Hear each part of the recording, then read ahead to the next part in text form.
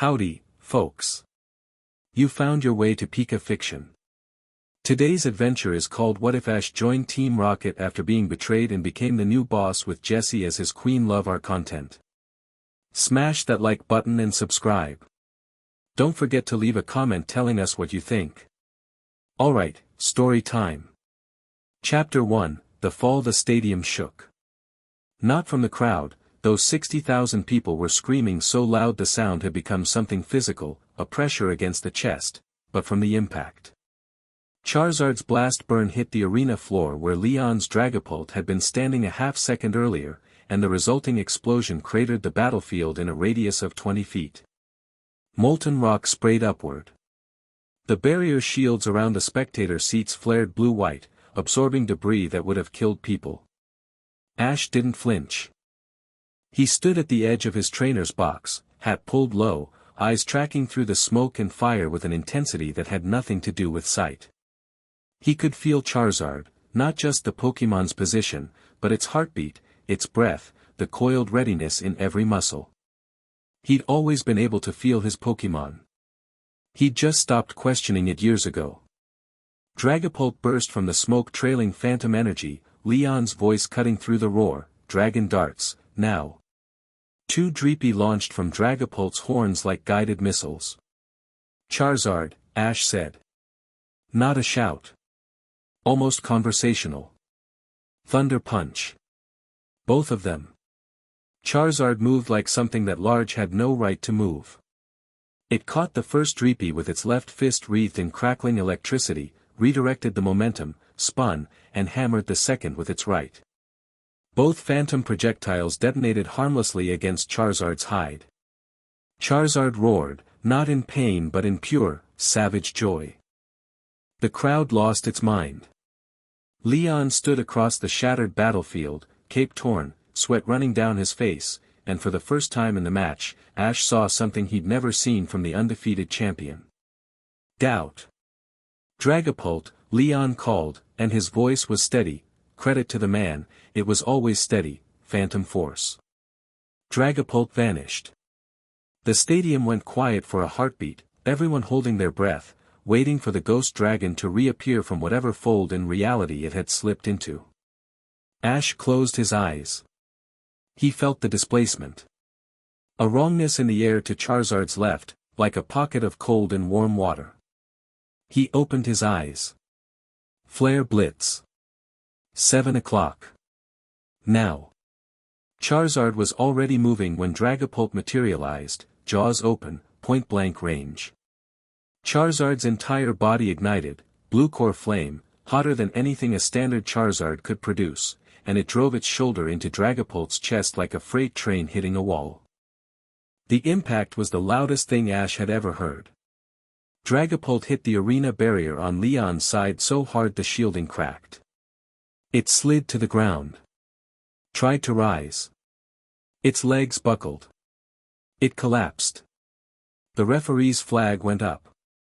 Dragapult is unable to battle. The winner of the World Coronation Series final is. The rest was swallowed by the sound of 60,000 people erupting. Ash stood there, letting it wash over him, and then Pikachu was sprinting across the battlefield and launching itself at his chest. He caught the little yellow mouse and held it tight, burying his face in Pikachu's fur. We did it, buddy. Pika Pie. Charizard landed behind him, and the downdraft from its wings nearly knocked him over. He turned and pressed his forehead against Charizard's snout. The fire lizard rumbled, a deep, subsonic vibration that Ash felt in his bones. Love. Pride. Exhaustion. All of it communicated without a single word. Leon walked across the ruined battlefield. His Dragapult was returned to its ball, and his expression had shifted from shock to something warmer. He extended his hand. You earned it, Leon said. Every bit of it. Ash shook his hand. Rematch whenever you want. Leon laughed, a real laugh, surprised out of him. Give me a year. Maybe 2. The trophy ceremony was a blur of lights and cameras and people saying things Ash would never remember. What he would remember was the weight of Pikachu on his shoulder, the heat of Charizard at his back, and the faces of his Pokémon watching from the sideline paddock. Greninja, still and focused. Infernape, grinning with flame-crowned confidence. Sceptile, arms crossed, nodding once, the highest praise Sceptile ever gave. Lucario, eyes closed, but the aura flowing between them said everything. World Champion. The kid from Pallet Town who'd started his journey late, with a Pikachu that wouldn't listen, had just beaten every trainer alive. Ash held the trophy over his head, and the world roared. He thought that was the peak. The highest he'd ever stand. He was right. But not in the way he imagined. 3 days later, Ash came home. The flight from Galar to Kanto took 14 hours, and he slept through most of it. Pikachu curled on his lap, twitching through dreams of battle. Ash's other Pokémon were in their balls at Professor Oak's lab, already transferred ahead. He'd called the professor from Winden to let him know he was coming. Oak had sounded strange on the phone. Distracted. He'd congratulated Ash, of course, but there was something underneath the warmth that Ash couldn't place. A hesitation, like a man choosing his words too carefully. Ash had chalked it up to the old professor being overwhelmed. Maybe the media had been hounding him. It was fine. Everything was fine.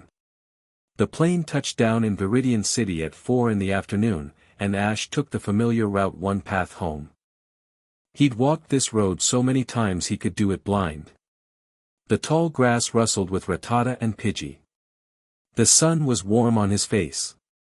Pikachu rode on his shoulder, ears perked, nose twitching at the familiar smells of home. Pallet Town appeared over the last hill, and Ash stopped. He always stopped here.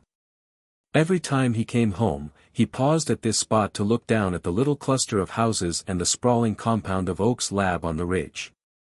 It looked the same as always. Peaceful. Small. The place where everything had started. But something was off. He couldn't say what. The town looked right. The sounds were right, Dodrio crowing in the distance, wind through the oak trees. But there was a feeling, like the air before a thunderstorm, when the pressure drops and every living thing goes still. Pikachu's ears flattened. You feel it too, huh? Ash said. Pika. He walked down the hill. The first person he saw was Mrs. Nakamura, who ran the general store. She was sweeping her front step, and when she saw Ash, she smiled, but it was the wrong kind of smile. Too quick. Too tight. She waved and ducked inside before he could say hello. The second was Tommy Adler, a kid he used to babysit before his first journey. Tommy was 12 now, a trainer himself. He was sitting on a fence, and when he saw Ash, his face did something complicated, excitement flickering to something cautious, like he'd been told not to be excited. Hey, Tommy, Ash said. Hey, Ash. Tommy looked at his shoes. Congrats on the championship. Thanks, man. How's your Squirtle doing? Good. It evolved. Wartortle now. Tommy paused. Then, quietly, my mom said I shouldn't bother you. She said you might be busy. Busy with what? Tommy shrugged. But he wouldn't meet Ash's eyes. Ash walked on. The feeling was getting worse. Not a storm, a held breath. Like the whole town was waiting for something. He reached his house. The front door was unlocked, which was normal. The kitchen smelled like his mom's cooking, which was normal. What wasn't normal was his mother standing at the counter with her back to him, perfectly still, a knife in one hand and a half-chopped onion in front of her, and she wasn't chopping. Mom. Delia Ketchum turned around, and Ash felt his stomach drop. She'd been crying. Not just recently, for a while. Her eyes were swollen, her face blotchy, and when she saw him, the expression that crossed her features wasn't joy. It was grief. Raw, unguarded grief, the kind you see at funerals. Then she caught herself. Rebuilt her face into something approximating a smile. Crossed the kitchen and hugged him, held him hard. "My boy," she whispered. "My champion." "Mom, what's wrong?" "Nothing. Nothing's wrong." She pulled back, touched his face, and her hands were trembling. "Professor Oak called. He wants you to come to the lab tonight. There's a gathering. To celebrate." "A gathering? All your friends are coming. Misty, Brock, Dawn, everyone. He's been planning it since the match." Ash studied her face. She was lying. He knew his mother's tells, the way her right eye twitched slightly, the way she oversmiled to compensate. She was lying, and she was terrified. "Mom, tell me what's going on." "Ash." Her voice cracked. She grabbed his hands, squeezed them until it almost hurt. "Whatever happens tonight. I love you. I need you to know that. I love you more than anything in this world, and I am so proud of you. Whatever happens, remember that. You're scaring me. Promise me you'll remember." "I promise." "Mom, go get cleaned up. The gathering's at 7. She turned back to the counter, picked up the knife, and started chopping the onion again. Her shoulders were shaking. Ash stood in the kitchen doorway for a long time. Pikachu pressed against his neck, a warm weight, a living anchor. Something was very wrong. He showered. Changed clothes. Put on his red cap, the original one, the one he'd won from that contest before he'd even started his journey. Wore paint. At 6:30, he walked up the hill toward Oak's lab with Pikachu on his shoulder and dread coiling in his gut like a living thing. The lab was lit up like a festival. Strings of lights along the fence, the front doors thrown open, voices and music drifting out into the evening air. It looked like a party. It sounded like a party. It felt like an ambush. Ash walked through the front doors and into the main atrium, the big open space where Oak gave lectures and held gatherings. It had been decorated with banners. "Congratulations, champion." There were tables with food and drinks. People milling around. And there were his friends. Misty stood near the far wall, arms crossed, water blue eyes fixed on him the moment he entered. She was wearing civilian clothes, jeans, a yellow top, but her posture was wrong. Rigid. Like she was bracing for impact. Brock was beside her, and he looked worse. His broad face was drawn, his jaw tight. He had dark circles under his eyes. When Ash walked in, Brock looked at the floor. Dawn was there, near the refreshment table, and she'd clearly been crying recently. Her mascara was smudged, hastily wiped. She tried to smile at Ash and couldn't quite manage it. Tracy stood behind Professor Oak's desk, shuffling papers and not looking at anyone. Professor Oak himself was seated in his big chair, and he looked 20 years older than the last time Ash had seen him. His hands were folded in his lap, and he was staring at them. "Hey, everyone," Ash said, stepping into the room. His voice sounded too loud in the strange, heavy silence. "Some party. Who died?" Nobody laughed. Pikachu's cheek sparked. Ash scanned the room more carefully now, and he noticed what he'd missed on first glance. There were other people here, people who didn't belong at a celebration for him. Men and women in dark suits standing along the walls. League officials, judging by the insignia pins on their lapels. 6 of them, positioned at the exits. And at the back of the room, half hidden in shadow, a man Ash recognized. Lance. The Dragon Master stood with his arms folded, cape draped over one shoulder, expression unreadable. He wasn't dressed for a party. He was dressed for an operation, tactical gear under the cape, pokeballs visible on his belt. 3 Dragonite-class balls and something else. Something Ash didn't recognize. Ash. Professor Oak stood up. His voice was the voice of a man walking to an execution, his own or someone else's. Thank you for coming. Please, sit down. I'll stand. Oak flinched. Of course. Of course. He removed his glasses, cleaned them, put them back on. Stalling. Ash, there are some people here who need to speak with you. About your championship. About your abilities. My abilities. Your bond with Pokemon. Oak swallowed. It's been the subject of considerable study over the past several years, and the findings are concerning. Ash felt the room shift. Not physically, emotionally. The held breath he'd been sensing since he walked into Pallet Town was about to release. What findings? He asked. A new voice answered. Calm, measured, with the quiet authority of someone who was used to being the most important person in any room. The findings that your relationship with Pokemon is not, in fact, a partnership. Ash turned. A man he'd never seen before stepped out of a side office. He was tall, late 50s, silver hair cropped close to his skull. He wore a charcoal suit with no insignia, nothing to mark him as League, or anything else. His face was lean and angular, built for patience. His eyes were the color of slate, and they studied Ash the way a scientist studies a specimen. My name is Director Harlan Cross, the man said. I oversee a division of the Pokemon League that you've never heard of. That's by design. We exist to identify and address threats to the equilibrium between humans and Pokemon. Threats, Ash repeated. Anomalies. Disruptions. Individuals whose abilities exceed the parameters of normal human-Pokemon interaction. Cross paused. Individuals like you. Ash looked at his friends. At Misty, who was staring at the wall. At Brock, who was staring at the floor.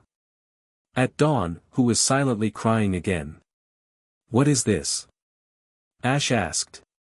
It's an intervention, Cross said. Sit down, Ash.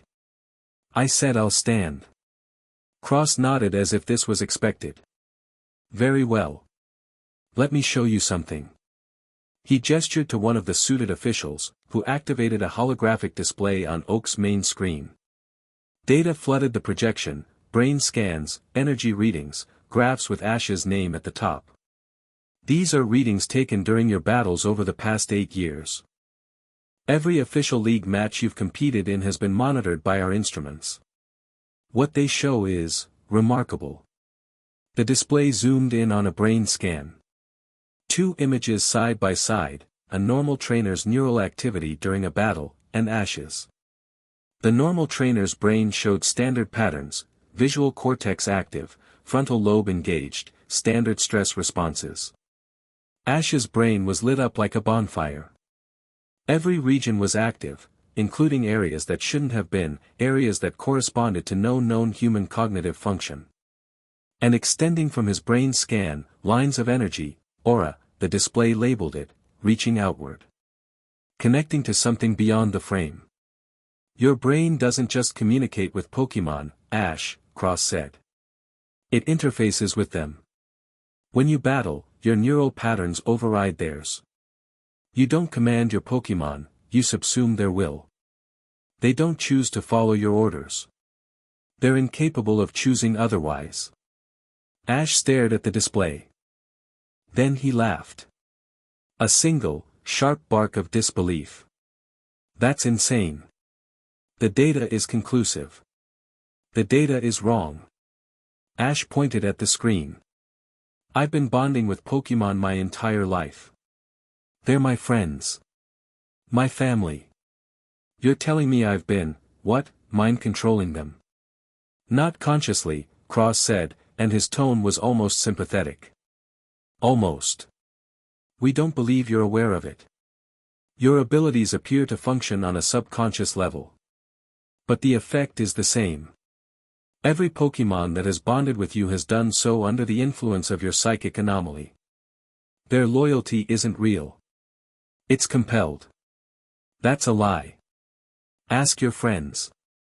The words hit like a physical blow. Ash turned to his friends, to the people he traveled with, fought beside, trusted with his life. Brock. Brock wouldn't look up. His hands were clenched at his sides, knuckles white. Brock, you don't believe this. I've seen the research, Ash. Brock's voice was raw. Wrecked. He sounded like a man delivering a diagnosis he wished he could take back. I've been a Pokemon doctor for 3 years.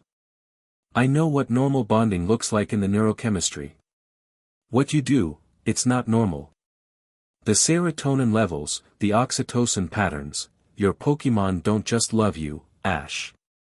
They're addicted to you. The way their brain chemistry responds to your presence, it's not partnership. It's dependency. His voice broke. I'm sorry. I'm so sorry. Dawn. Dawn shook her head rapidly, tears streaming. I didn't want to believe it either, but they showed us everything, Ash, they showed us years of data and, she covered her face with her hands. Ash's heart was hammering. Pikachu was rigid on his shoulder, electricity crackling in the air around them both. He turned to the last person. The one whose opinion, for reasons he'd never fully examined, mattered most. Misty. Misty finally looked at him. And the expression on her face, God, the expression. It wasn't anger or disgust. It was heartbreak. She was looking at him the way you look at something you love that you've just learned is dying. Misty, please. She took a breath. Then another. Then she spoke, and her voice was steady even though tears were running down her cheeks. When we traveled together, she said, your Pokemon did things that shouldn't have been possible. Pikachu beat a Rhydon with an electric attack. Your Charizard fought legendaries and won. Every Pokemon you caught fell in love with you in days. I thought you were just special. That you had a gift. Her voice cracked. But it's not a gift, Ash. It's a cage. You put them in a cage and you don't even know you're doing it. And the longer it goes on, the worse it gets. The data shows your influence is growing. If it keeps expanding, cross-interrupted smoothly, you will eventually be capable of influencing every Pokemon within a radius of several miles. Unconsciously. Without limit. You will become, whether you intend it or not, the single greatest threat to the free will of Pokemon in recorded history. The room was silent. Ash stood in the center of it, surrounded by people he loved, and felt the ground dissolving under his feet. This is insane, he said again, but the conviction was thinner now. Not because he believed them, he couldn't, but because they believed it. Every single one of them. He could see it in their faces. They weren't lying. They weren't pretending. They genuinely thought he was a monster. What do you want? Ash asked. Cross stepped forward. Your title will be formally revoked. Your championship record will be placed under review pending investigation. And your Pokemon, all of them, will be surrendered to league custody for examination and rehabilitation. Rehabilitation. They need to be separated from your influence. Given the opportunity to form bonds based on genuine choice, not psychic compulsion. You want to take my Pokemon. I want to free them, Ash. Ash looked at Pikachu. The little mouse looked back at him, brown eyes fierce and unwavering. Pikachu pressed its cheek against Ash's and growled, a low, dangerous sound directed at Cross. Pikachu isn't compelled, Ash said quietly. Pikachu didn't even like me at first. It took days before your anomaly fully integrated with its neural patterns, Cross said. Yes. We've studied the timeline. The initial resistance followed by rapid, total bonding is actually one of the clearest indicators of psychic override. No. Ash shook his head. No. We went through hell together.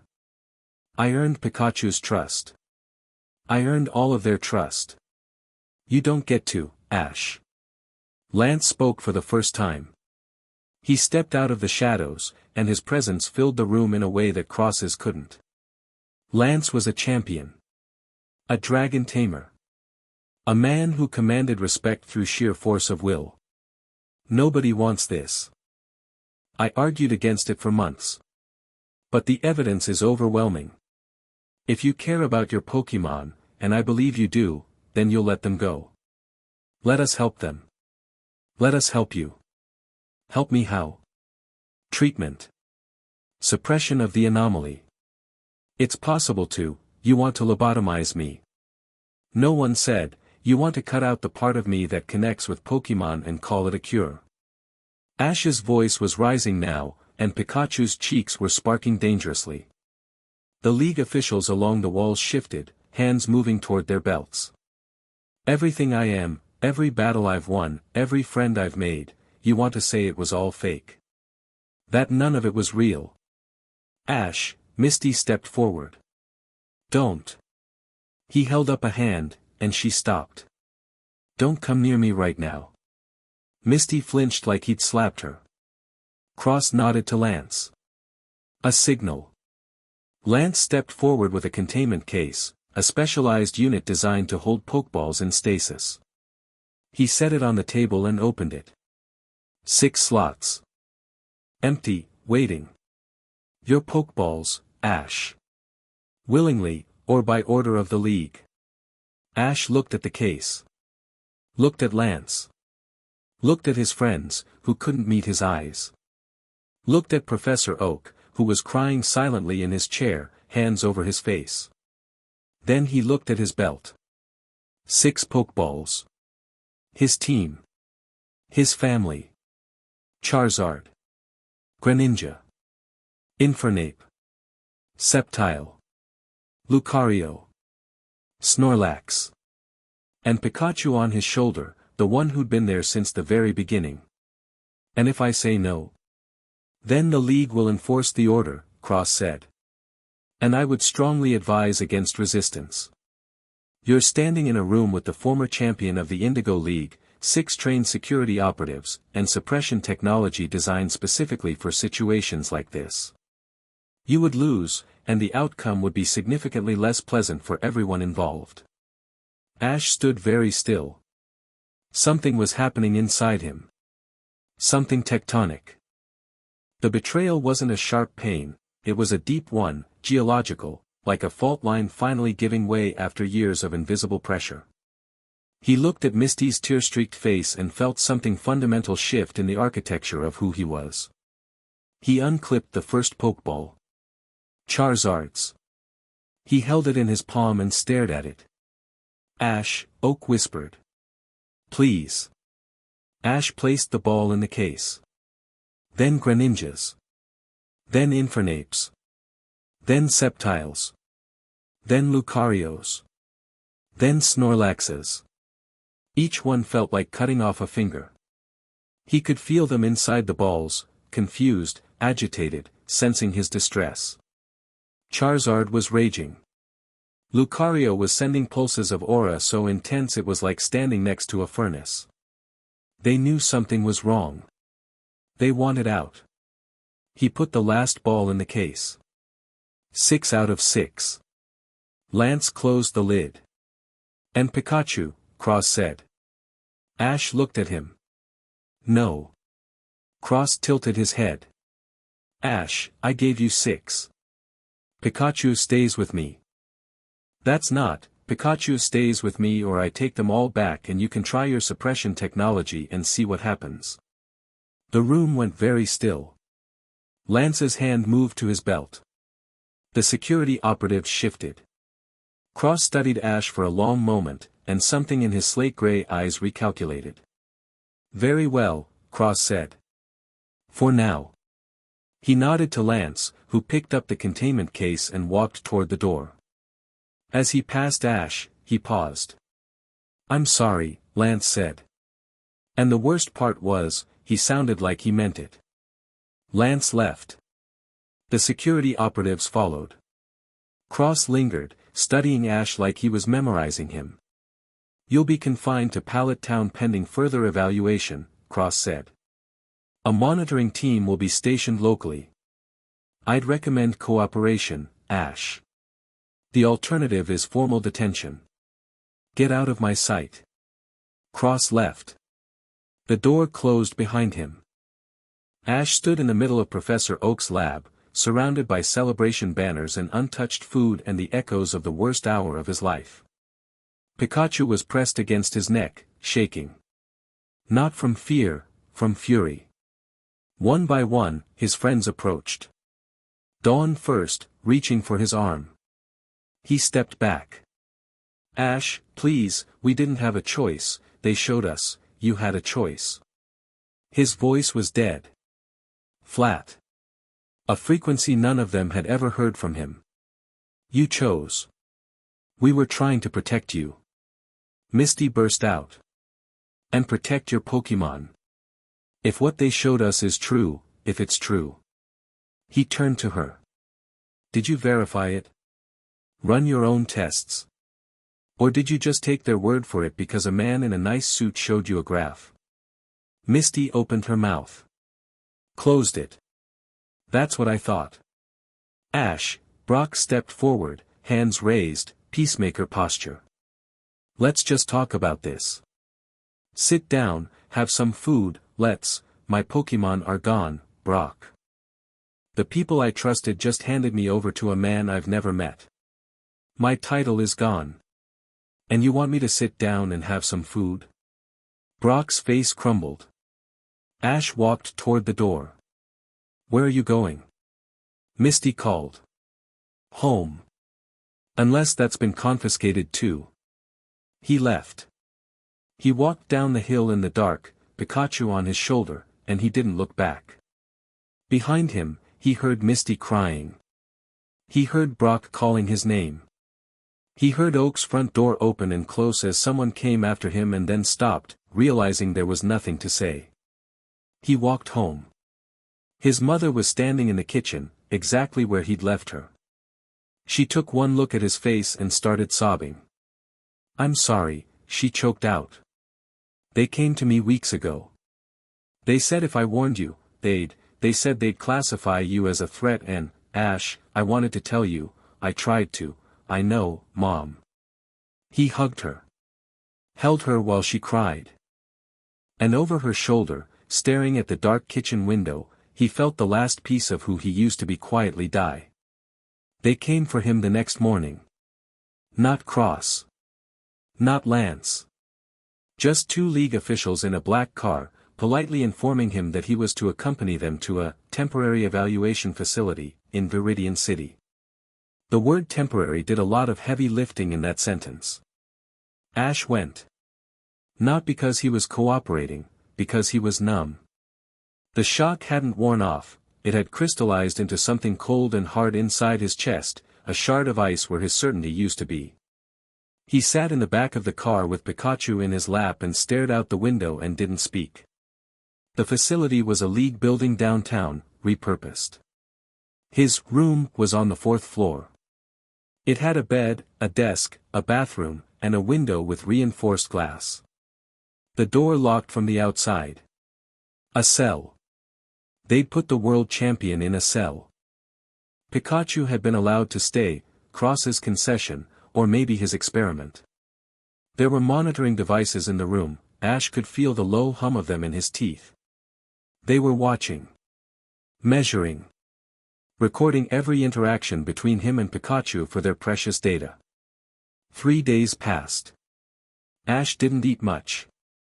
He sat on the bed and stared at the wall and felt the absence of his Pokémon like phantom limbs.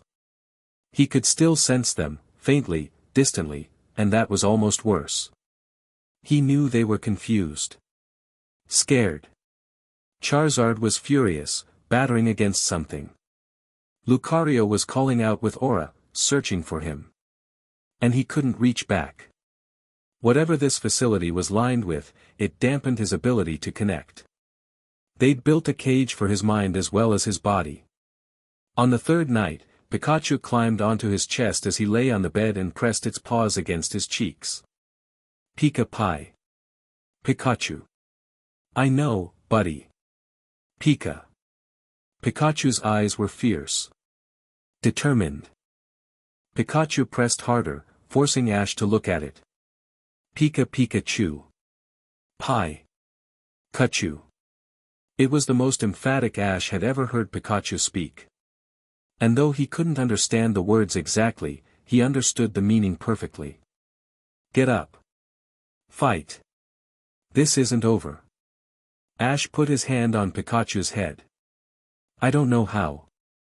Pikachu bit him. Not hard, just enough to sting. Then it jumped off his chest, stood on the bed, cheeks sparking, and pointed at the door. We can't just. Pikachu let loose a thunder shock that hit the monitoring device in the corner and fried it. The room's lights flickered. An alarm started somewhere deep in the building.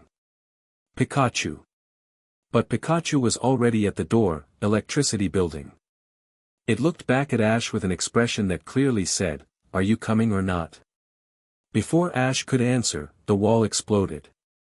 Not the door, the wall. The exterior wall of the fourth-floor room blew inward in a shower of concrete and rebar, and for a disorienting second, Ash couldn't see anything through the dust and debris. Then a shape came through the hole, a Wobbuffet, arms spread, having just used counter to redirect an explosive charge into the wall. And behind the Wobbuffet, climbing through the shattered opening with a grappling line, her white uniform torn, her magenta hair whipping in the wind, was Jessie. She looked at Ash. He stared at her. Of all the people in the world, she was the last one he would have expected to see. And somehow, impossibly, the first one that made sense. You look terrible, Jessie said. You just blew up a building. I blew up a wall. There's a difference. She held out her hand. Are you coming? Alarms were screaming now. Boots pounding in the hallway. The door to his room shuddered, someone was trying to unlock it from outside. Why? Ash asked. Jessie's expression shifted. The bravado cracked for just a second, and underneath it was something raw. Real. Because I know what it feels like, she said, when the world decides you're nothing. And I'm not going to watch it happen to someone else. Not even you. The door burst open. 2 League guards rushed in. Pikachu hit the first one with a thunderbolt that slammed him against the wall. The second reached for his pokeball. Jessie's Seviper materialized and wrapped the guard up before he could throw. Tight enough to restrain, not tight enough to injure. Professional. Clean. More were coming. Ash could hear them in the hallway, the stairwell. He looked at Jessie's outstretched hand. Thought about Misty's tears. Brock's averted eyes. His mother's terror. The containment case carrying his Pokémon away. He took Jessie's hand. She pulled him through the hole in the wall, and they rappelled down the side of the building. James was waiting at the bottom with a van. Of course it was a van, the kind of nondescript vehicle that Team Rocket had always used for getaways. Meowth was in the driver's seat, which was terrifying for multiple reasons. Move it, move it, move it. Meowth yelled, gunning the engine. They piled in. Pikachu leaped onto Ash's shoulder. Jessie pulled the door shut. Meowth floored it, and the van screamed out of the alley and onto the main road. Behind them, the League facility lit up with searchlights. Sirens began to wail across Viridian City. We've got about 4 minutes before they scramble Pidgeot riders, James said from the passenger seat, checking a handheld device. He was wearing all black, no white uniform, and he looked more focused than Ash had ever seen him. Meowth, take the third left, then the tunnel under the old market. I know the route, Jimmy. The van careened through narrow streets. Ash sat on the floor in the back, breathing hard, Pikachu in his arms, the reality of what had just happened crashing over him in waves. He'd just escaped League custody. With Team Rocket. He was a fugitive now. Whatever legal ambiguity his situation might have had before, it was gone. He'd run. Jessie sat across from him, braced against the wall as the van took a corner too fast. She was watching him with an expression he couldn't quite read, concern, calculation, and something else. Something fierce. "You good?" she asked. "No." "Fair enough." She pulled a water bottle from a bag and tossed it to him. "Drink. You look dehydrated." He drank. His hands were shaking. He willed them to stop, and they did. "Where are we going?" he asked. "Somewhere safe," Jessie said. "Nowhere's safe." "Nowhere the League knows about, then." She leaned forward. "There are things you need to know, Ash. About the League, about the people who did this to you. They're not what you think." "I'm getting that impression. We'll explain everything. But first we need to get underground." Literally. The van entered a tunnel, one of Viridian City's old mining passages, abandoned decades ago. Meowth killed the headlights and navigated by some means Ash didn't want to think about too carefully. The darkness closed around them. 10 minutes of winding tunnel later, they emerged into a vast underground space, a natural cavern that had been converted into a base. Not a fancy one. Functional. Concrete floors, industrial lighting, banks of communication equipment along one wall. A motor pool with 3 more vehicles. A small armory. Living quarters sectioned off with partitions. It was a rebel hideout. Small, scrappy, and clearly operating on a shoestring budget. "Home sweet home," Meowth muttered, parking the van. Ash climbed out and looked around. A handful of people in dark clothing glanced up from their work, saw him, and did visible double-takes. He ignored them. "This way," Jessie said. She led him through the cavern, past the communication station, past a small kitchen where someone was making coffee, to a room at the far end that was sealed with a heavy door. She punched in a code. The door opened. The room beyond was small and dimly lit. A bed in one corner, a desk, medical equipment. And in the bed, propped against pillows, a man who Ash had last seen as one of the most powerful and intimidating figures in the criminal world. Giovanni was dying. Ash could see it immediately. The man was gaunt, his olive skin turned sallow, dark circles carved under his eyes. He'd lost 30 pounds at least. His black hair was streaked with gray that hadn't been there a year ago. And 4 drip fed into one arm. Persian lay on the bed beside him, its head on his lap, eyes half closed.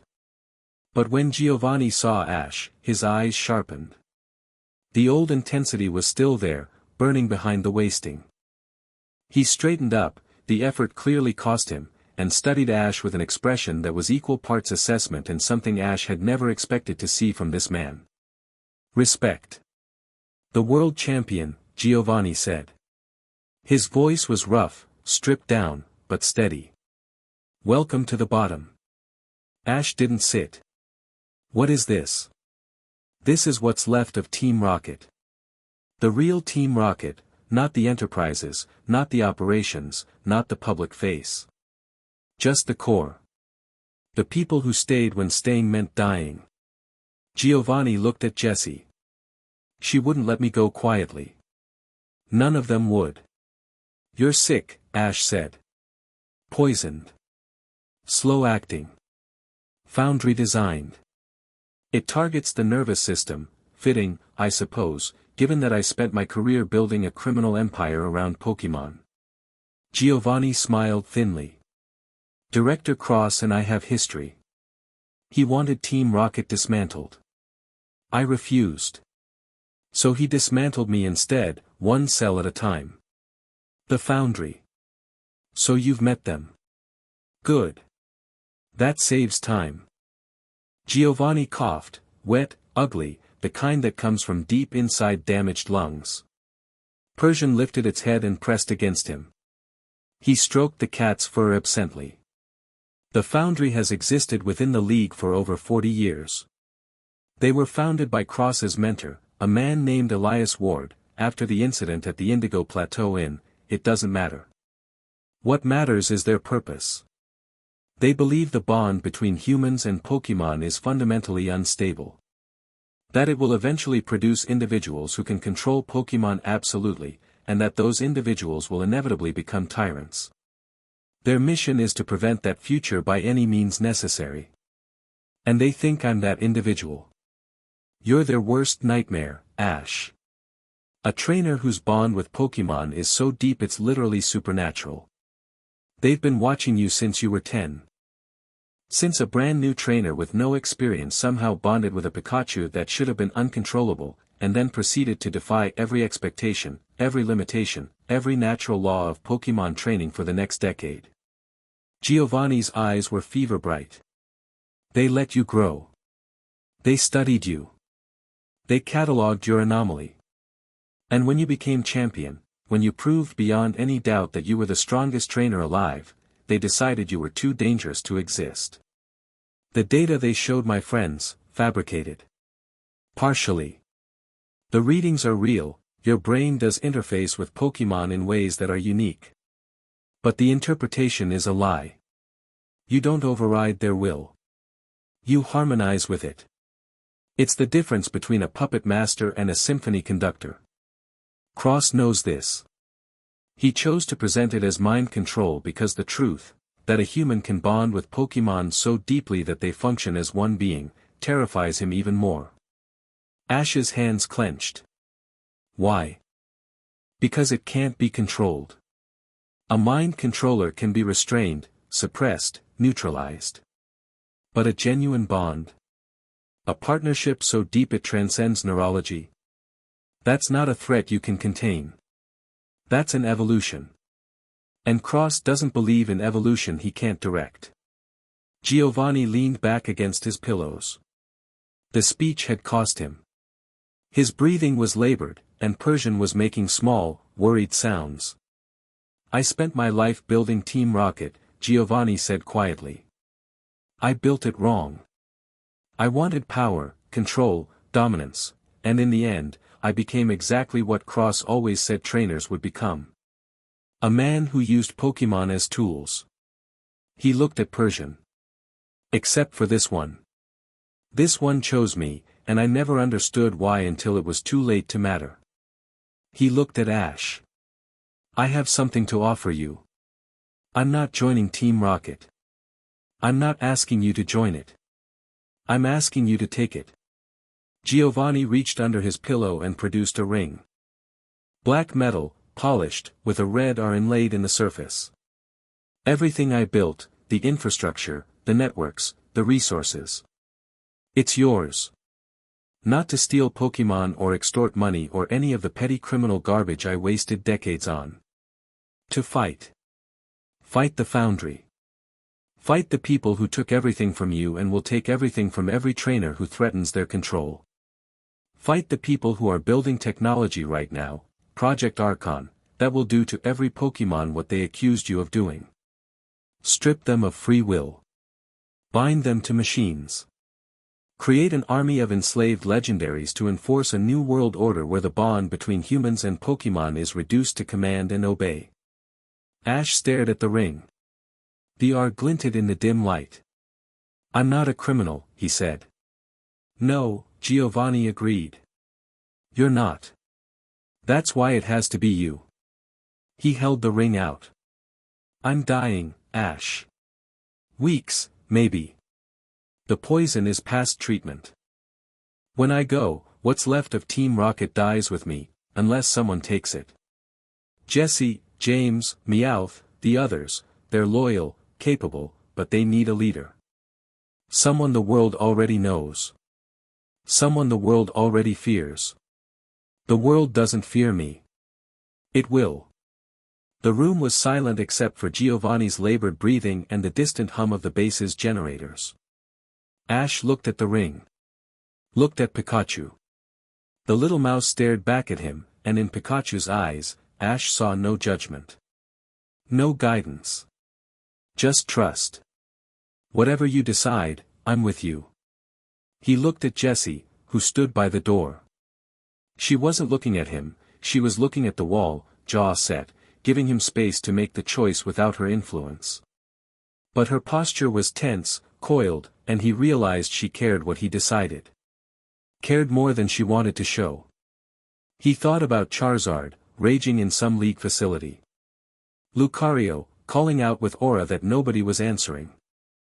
Greninja, whose bond with him was so deep it had literally transformed the Pokémon's body. All of them, taken. Studied. Rehabilitated. He thought about Misty's face when she'd spoken against him. The tears in her eyes and the words from her mouth and the fact that she'd chosen her fear over their friendship. He thought about his mother, trembling in the kitchen, too afraid to warn him. He thought about Director Cross's slate gray eyes and the quiet certainty in them. The certainty of a man who believed he was right, who would destroy anything that threatened his vision of order. And somewhere beneath the grief and the rage and the ice in his chest, something caught fire. Not the bright, naive flame of the boy who'd left Pallet Town at 10 years old with a dream and a stubborn Pikachu. This was darker. Hotter. The kind of fire that didn't flicker, the kind that consumed. Ash took the ring. Giovanni watched him slide it onto his finger. The old boss's expression shifted, something between satisfaction and sadness. Make them remember why they were afraid, Giovanni said. Ash looked at the ring on his hand. It fit perfectly. He didn't know what to do with that. I'll need everything, Ash said. Personnel files. Asset lists. Safe house locations. Communication protocols. And I'll need to know who's loyal and who's just hanging on because they've got nowhere else to go. Jessie will brief you. Giovanni closed his eyes. She's the best thing I ever recruited, and I wasted her on a clown patrol. Don't make my mistakes. Ash looked at Jessie. She met his eyes now, and the expression on her face, he'd remember it for the rest of his life. Not surprise. Not relief. Recognition. She was looking at him the way you look at someone when you realize they're exactly who you always suspected they could be. Come on, she said. We've got work to do. They left Giovanni's room. The door closed behind them. In the hallway, Ash stopped, leaned against the wall, and breathed. Just breathed. Pikachu pressed against his neck. Are you okay? Jessie asked. Not gentle, she didn't do gentle, but direct. Honest. No. You don't have to be okay right now. I know. He straightened up. Show me what we've got. She led him through the base. Introduced him to the core team, 11 people in total, plus their Pokémon. Some he recognized. Most he didn't. They looked at him with expressions ranging from skepticism to awe to cautious hope. He met each of their eyes. Didn't make promises he couldn't keep. Just told them the truth. I was the world champion 3 days ago. Now I'm a fugitive standing in a cave. The league is controlled by people who want to enslave Pokémon and call it order. I'm going to stop them. If you're in, you're in. If you're not, you walk away and we forget you were here. Nobody walked. James found him later, in the small room they'd given him to sleep in. James leaned in the doorway, no uniform now, just civilian clothes, and without the white Team Rocket getup, he looked surprisingly competent. Taller than Ash remembered. Sharper. You should know something, James said. What? When the foundry moved against Giovanni, we lost 90% of our people. Arrested, turned, or just vanished. The 11 you met today. They stayed because of Jessie. Not Giovanni, Jessie. She held this together when everyone else ran. She scrounged resources, maintained the base, kept morale alive. For 6 months, she ran Team Rocket out of a cave with nothing but stubbornness and rage. Why? James was quiet for a moment. Because nobody else in her life has ever fought for her. Team Rocket, for all its problems, was the first place that said she mattered. When the foundry tried to take that away, he shrugged. You don't take things away from Jessie. Why are you telling me this? James looked at him steadily. Because she decided to save you, and that means she sees something in you worth saving. Jessie's judgment about people is the best I've ever encountered. So whatever you're planning, whatever you're becoming, she's betting on you. Don't waste her bet. He left. Ash sat on the bed in the small room and held the ring in his palm and felt the weight of it. Not physical weight, moral weight. The weight of a choice that couldn't be unchosen. Pikachu curled in his lap. He stroked the yellow fur and listened to the hum of the underground bass and the distant sound of Jessie giving orders to someone, her voice sharp, authoritative, commanding, and for the first time since the betrayal, the ice in his chest cracked enough to let something else through. Not hope. Not yet. But direction. A vector. A purpose. He was going to get his Pokémon back. He was going to expose the foundry. He was going to burn down every lie they'd built and make sure the world saw the truth. And if the world still chose to stand against him after that, then the world would learn what it meant to betray Ash Ketchum. Giovanni died that night. Ash didn't find out until morning. Jessie came to his door at dawn, and her face told him everything before she said a word. She leaned against the doorframe, arms crossed, jaw tight, eyes dry but raw. He went in his sleep. Persian was with him. Ash got up. Show me. Giovanni looked smaller in death. Peaceful, in a way he'd never been in life. The lines of pain had smoothed out, and for a moment, Ash could see the man he might have been if the world had offered him different choices. Persian lay beside its master, head on Giovanni's chest, eyes open, unmoving. Not dead, just unwilling to leave. Ash stood at the foot of the bed for a long time. He hadn't known Giovanni well. Had spent years fighting against him. But in that last conversation, he'd seen something real, a man reckoning with his own legacy and trying, at the very end, to redirect it towards something worthwhile. He left you something else, Jessie said. She handed Ash a sealed envelope. Inside was a single sheet of paper, handwritten. The Foundry's greatest fear is not power. It is connection. They will sever every bond to maintain their control. Do not let them. Your strength was never in your battles. It was in the spaces between, the moments where a Pokémon chose you and you chose it back. They cannot replicate that. They cannot contain it. They can only try to destroy it. Don't let them. Giovanni. P.S. Take care of Persian. Ash folded the letter and put it in his pocket. Persian had closed its eyes. They buried Giovanni in the cave, beneath a rock formation that looked like a natural cathedral. No ceremony, Giovanni wouldn't have wanted one. Just Ash, Jessie, James, Meowth, and the core team standing in a rough circle. Meowth said a few words in Pokémon that nobody else understood but everyone felt. Then it was done. Persian followed Ash out of the burial chamber. When he reached the main cavern, the large cat walked beside him, brushed against his leg once, and then took up position near his quarters. Standing guard. Jessie watched this happen with an unreadable expression. It chose you, she said. Yeah. Giovanni always said Persian was the only being in the world whose loyalty he didn't have to buy. She paused. Apparently, it transfers. The day was spent in briefings.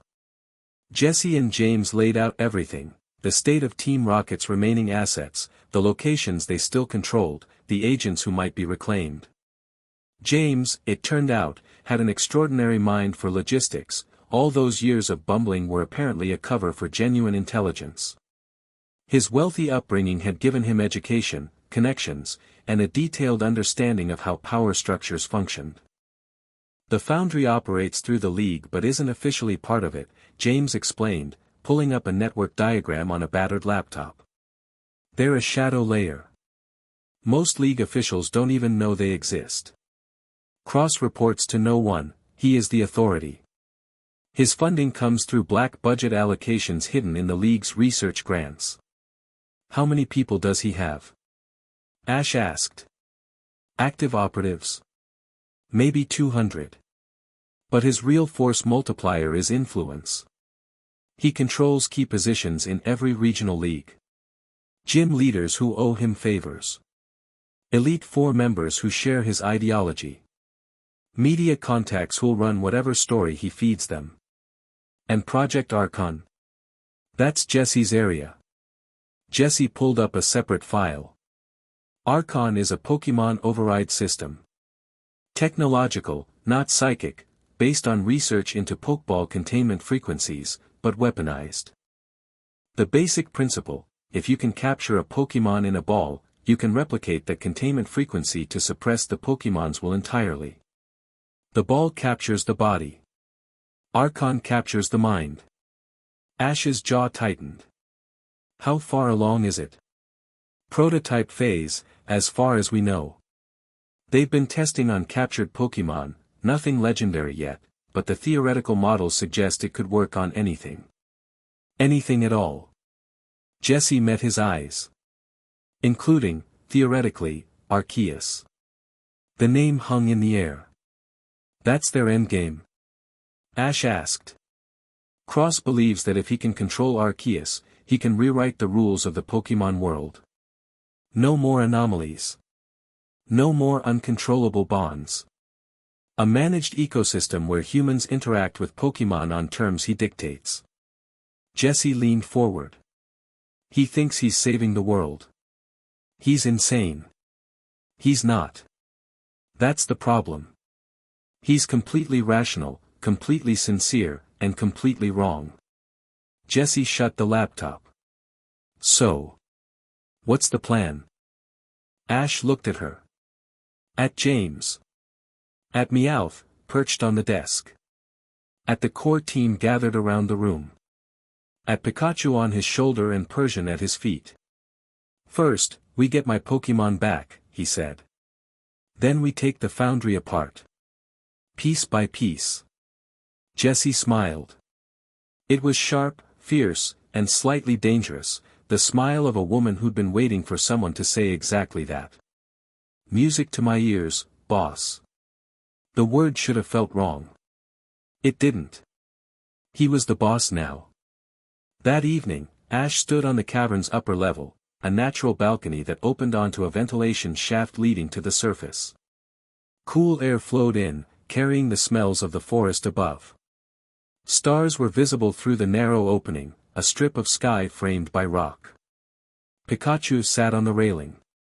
Persian had settled behind Ash, tail wrapped around its paws. The ring was on his finger. He kept turning it, feeling the edges of the engraved footsteps behind him. He didn't need to turn. He already knew. Jessie walked up beside him and leaned on the railing. She didn't speak immediately, just stood there, looking at the strip of stars. I used to come up here when things got bad, she said after a while. After Giovanni got sick. After we lost everyone. I'd stand here and look at that little piece of sky and try to remember what it felt like to have a plan. And now? Now I have a plan. She glanced at him. You. That's a terrible plan. Probably. But it's the best one I've got. They were quiet for a moment. The wind moved through the shaft, carrying the distant sound of Noctowl calling. Thank you, Ash said. For getting me out. Don't thank me. It was self-serving. I need a figurehead, and you've got a face the world recognizes. He looked at her. She was deflecting, he could see it in the way she wouldn't quite meet his eyes, the way her fingers tightened on the railing. She'd risk everything to break him out of that facility. Not for strategy. Not for Team Rocket. For the same reason she told him in that shattered room, because she knew what it felt like. Jessie. What? When this is over, when we've beaten the foundry, gotten my Pokemon back, all of it, what do you want? She was quiet for so long he thought she wouldn't answer. Then, softly, in a voice stripped of all performance, I want someone to look at me and see something worth fighting for. Not a failure. Not a joke. Not the girl who couldn't even pass nursing school. She straightened up, and the vulnerability vanished behind her usual armor. But that's a conversation for after we survive. Come on. We need to review the extraction routes for the Pokemon recovery mission. She turned to leave. He caught her arm. Not roughly, just enough to stop her. I see it, he said. Jessie looked at his hand on her arm. Then at his face. Her expression flickered, surprise, suspicion, something fragile and fiercely guarded. You don't know me, she said. I know you held Team Rocket together with nothing. I know you broke into a league facility with a Wobbuffet and a grappling hook to save someone who spent years trying to stop you. I know you're the reason 11 people in this cave still believe in something. He let go of her arm. I don't need to know your whole story to see what's standing in front of me. Jessie stared at him. For a long, charged moment, the air between them was electric, and not just because of Pikachu. Then she punched his shoulder. Hard enough to hurt. Don't make me regret saving you, twerp. She walked away. But at the edge of the balcony, she paused. Didn't turn around. Nobody's ever said that to me before, she said. Quiet. Almost lost in the wind. Then she was gone.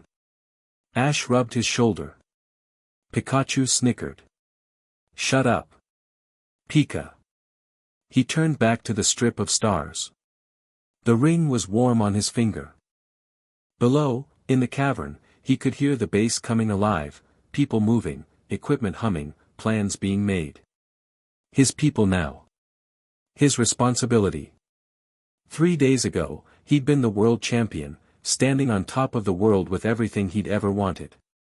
Now he was standing in a cave, wearing a dead man's ring, leading a broken organization against an enemy that controlled the world. And somehow, impossibly, insanely, he felt more alive than he had in years. Pikachu climbed onto his shoulder. Persian rose and padded to his side. Below, Jessie's voice rang out, commanding and confident, directing the night shift. Ash Ketchum put on his cap, pulled it low, and walked down into the cavern. He had work to do. Chapter 2, The Reckoning. The first thing Ash changed was the uniform. He stood in the cavern's main hall on his 4th morning as boss, holding up one of the old white Team Rocket jumpsuits. Jessie, James, and Meowth sat across from him at the planning table, along with the 11 core members. Everyone was watching him with varying degrees of curiosity and apprehension. Ash dropped the uniform on the table. This goes. Goes where? Meowth asked. Away. Forever. We're not wearing costumes anymore. He looked around the room. From today, this organization operates in civilian clothes or tactical black. No logos. No insignias. No giant red R on the chest telling everyone exactly who to shoot at. A woman named Domino, lean, sharp-eyed, one of Giovanni's former elite operatives, raised an eyebrow. The R is our identity. The R is a target. We keep it for internal identification only. Ash pulled the ring off his finger and set it on the table. This stays. Everything else changes. What about the name? James asked. Ash considered this. He'd thought about it during the sleepless hours of the night, lying on his cot while Pikachu dozed on his chest. Team Rocket. The name carried weight, decades of it. Infamy, fear, recognition. Throwing it away would mean starting from nothing. Keeping it would mean carrying Giovanni's sins. We keep the name, Ash said. But we redefine it. As of now, Team Rocket doesn't steal Pokemon. It doesn't extort trainers. It doesn't run protection rackets or traffic in black market goods. He looked at each person in the room. Those operations are done. Anyone running them shuts down immediately. Anyone who doesn't like that is free to leave. Silence. A few of the core members exchanged glances. What do we do instead? Domino asked. We fight the people who are actually enslaving Pokemon. Ash pulled out the files Jessie had compiled on Project Archon. The Foundry is building technology that strips Pokemon of free will. They're using the League as a front, and every trainer in the world is going to suffer for it unless someone stops them. That's us now. He spent the next hour laying out the restructuring. James would run intelligence and logistics, a role he took to with an ease that surprised everyone except Jessie. Meowth would build and manage a spy network, leveraging his unique ability to speak both human and Pokemon languages. Domino would handle recruitment and field operations. And Jessie, what about me? Jessie asked, arms crossed, one eyebrow raised. You're my second field commander, chief strategist, and the person who tells me when I'm being an idiot. That's going to be a full-time job. Probably. The faintest smile crossed her face. She didn't argue. Over the next 2 weeks, Ash worked 18-hour days. He reviewed every asset Team Rocket still possessed, every safe house, every supply cache, every agent who'd gone dark after Giovanni's fall. Some were recoverable. Most weren't. What remained was thin, painfully thin for an organization that had once spanned 5 regions. But Ash didn't need an empire. He needed a scalpel. He trained with his remaining Pokemon, Pikachu and Persian, pushing them harder than he ever had. Not cruelly, never cruelly, but with the kind of focused intensity that came from knowing the next battle wouldn't have a referee or rules. Pikachu's Thunderbolt evolved into something devastating under Ash's direction. The little mouse could now modulate its electrical output with surgical precision, from a targeted stun to a blast that could crack concrete. Persian, meanwhile, proved to be a revelation. Giovanni had trained the cat for elegance and power, but under Ash's bonding style, Persian revealed capabilities it had never shown before, a shadow ball that bent in midair, a hyper beam that charged in half the normal time. Jessie watched these training sessions from the cavern's upper level, arms folded on the railing.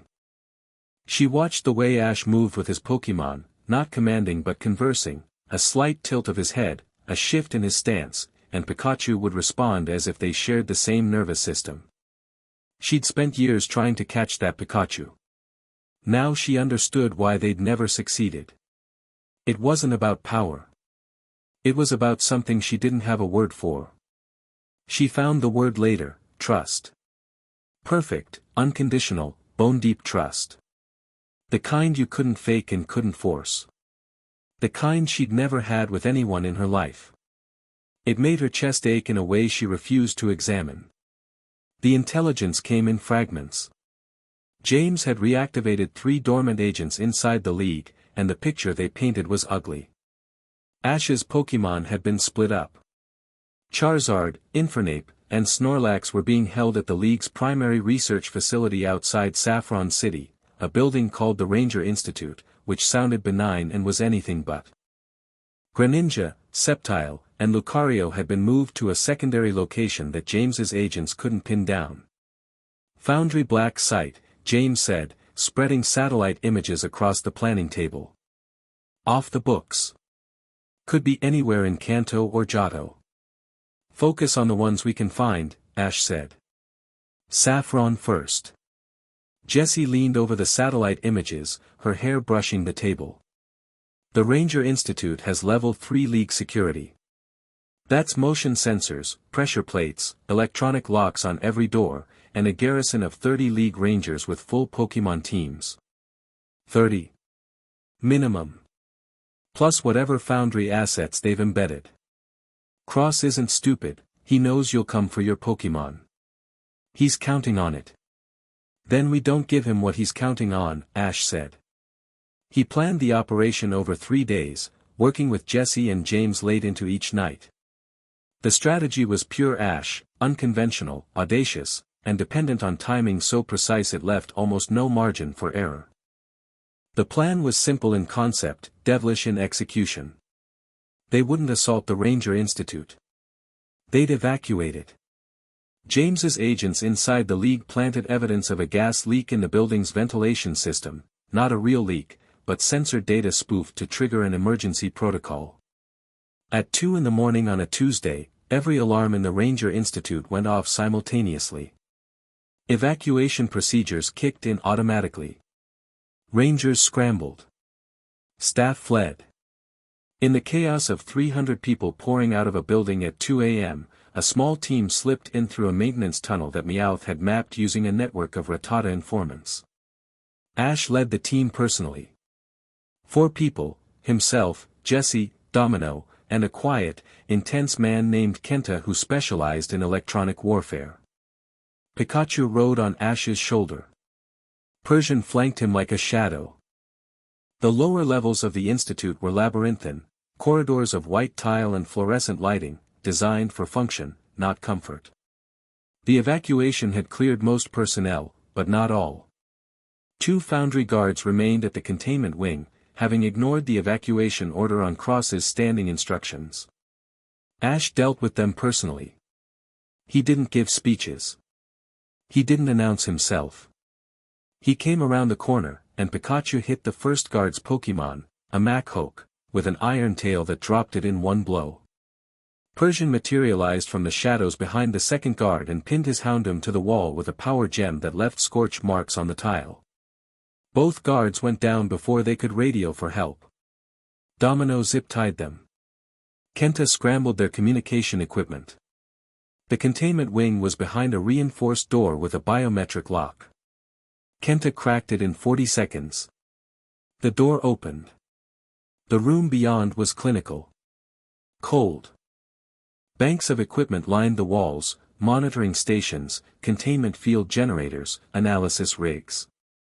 In the center of the room, 3 Pokeballs sat in specialized cradles, connected to wires and sensors like patients in intensive care. Ash stopped in the doorway. His breath caught.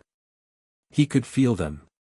Even through the containment fields, even through whatever dampening technology the Foundry had deployed, he could feel his Pokémon. Charizard's rage, constant, white-hot, a furnace that had been burning since the day they took him. Infernape's frantic energy, pacing the inside of its ball like a caged animal. Snorlax's deep, troubled sleep, restless in a way the gentle giant never was. Ash walked to the cradles. His hands were steady. His jaw was tight enough to crack teeth. "Get them out," he said to Kenta. "Disconnecting now." 30 seconds. Jessie stood at the door, watching the corridor. Her hand rested on Sevapor's Pokeball. "Clock's ticking, boss. The evacuation excuse buys us maybe 10 more minutes before someone figures out there's no gas leak." 30 seconds, Ash repeated. Kenta worked. Wires disconnected. Containment fields flickered and died. One by one, the cradles released. Ash picked up Charizard's Pokeball first. The moment his hand closed around it, he felt the connection slam back into place like a circuit completing, a rush of heat and fury and desperate, overwhelming relief. Inside the ball, Charizard roared. The sound was inaudible to anyone else, but Ash heard it in his bones. He picked up Infernape's ball. Same rush, fire and lightning, a soul that never stopped fighting. Then Snorlax. Warm, vast, a gentle tide of loyalty and confusion. 3 of 6. 3 still missing. "We need to go," Jessie said. Her voice was taut. She'd heard something. Ash clipped the Pokeballs to his belt. 3 familiar weights. 3 pieces of himself returned. It wasn't enough, but it was a start. They exited the way they came. The maintenance tunnel led to a drainage channel that emptied into a wooded area half a mile from the institute. James was waiting with a vehicle, engine running. They piled in and drove into the darkness, and they were 3 miles away before the First League sirens started wailing behind them. In the back of the vehicle, Ash released Charizard's Pokeball.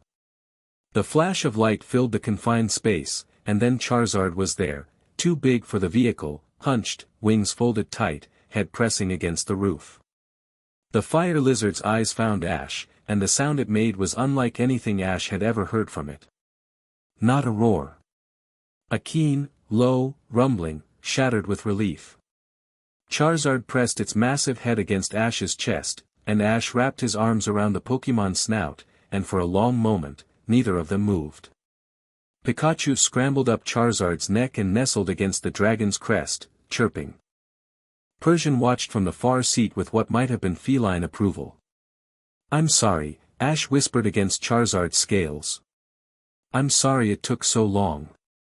Charizard rumbled. "Not angry. Not anymore. Just profoundly, desperately glad to be home." Jessie watched from the front seat. She said nothing. But in the rearview mirror, James saw her wipe her eyes quickly with the back of her hand, and he had the good sense to keep driving and say absolutely nothing about it. The Foundry's response was faster than Ash expected.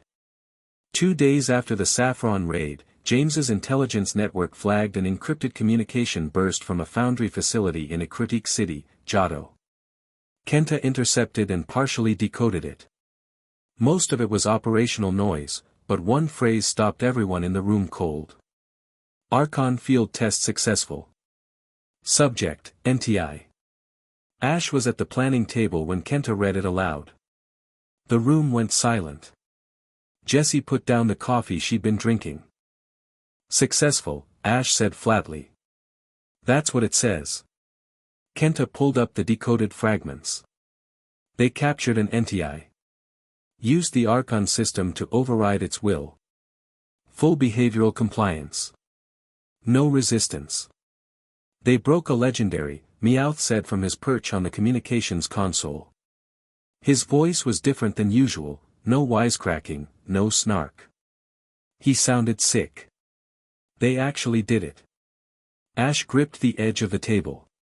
Charizard's Pokeball pulsed warm at his hip, the dragon could feel his distress through the bond and was responding. "What does full behavioral compliance mean?" Jessie asked. "Means it does what they tell it," Kenta said. "No independent thought. No will. Like a machine." Ash stood up. Walked to the far wall. Put his palms flat against the rock and breathed. NTI. The volcano Pokémon, born from the fire of Ho'o's resurrection. A creature of myth and legend, wild and free and proud and ancient beyond human comprehension. And the Foundry had turned it into a puppet. Where? Ash asked without turning around.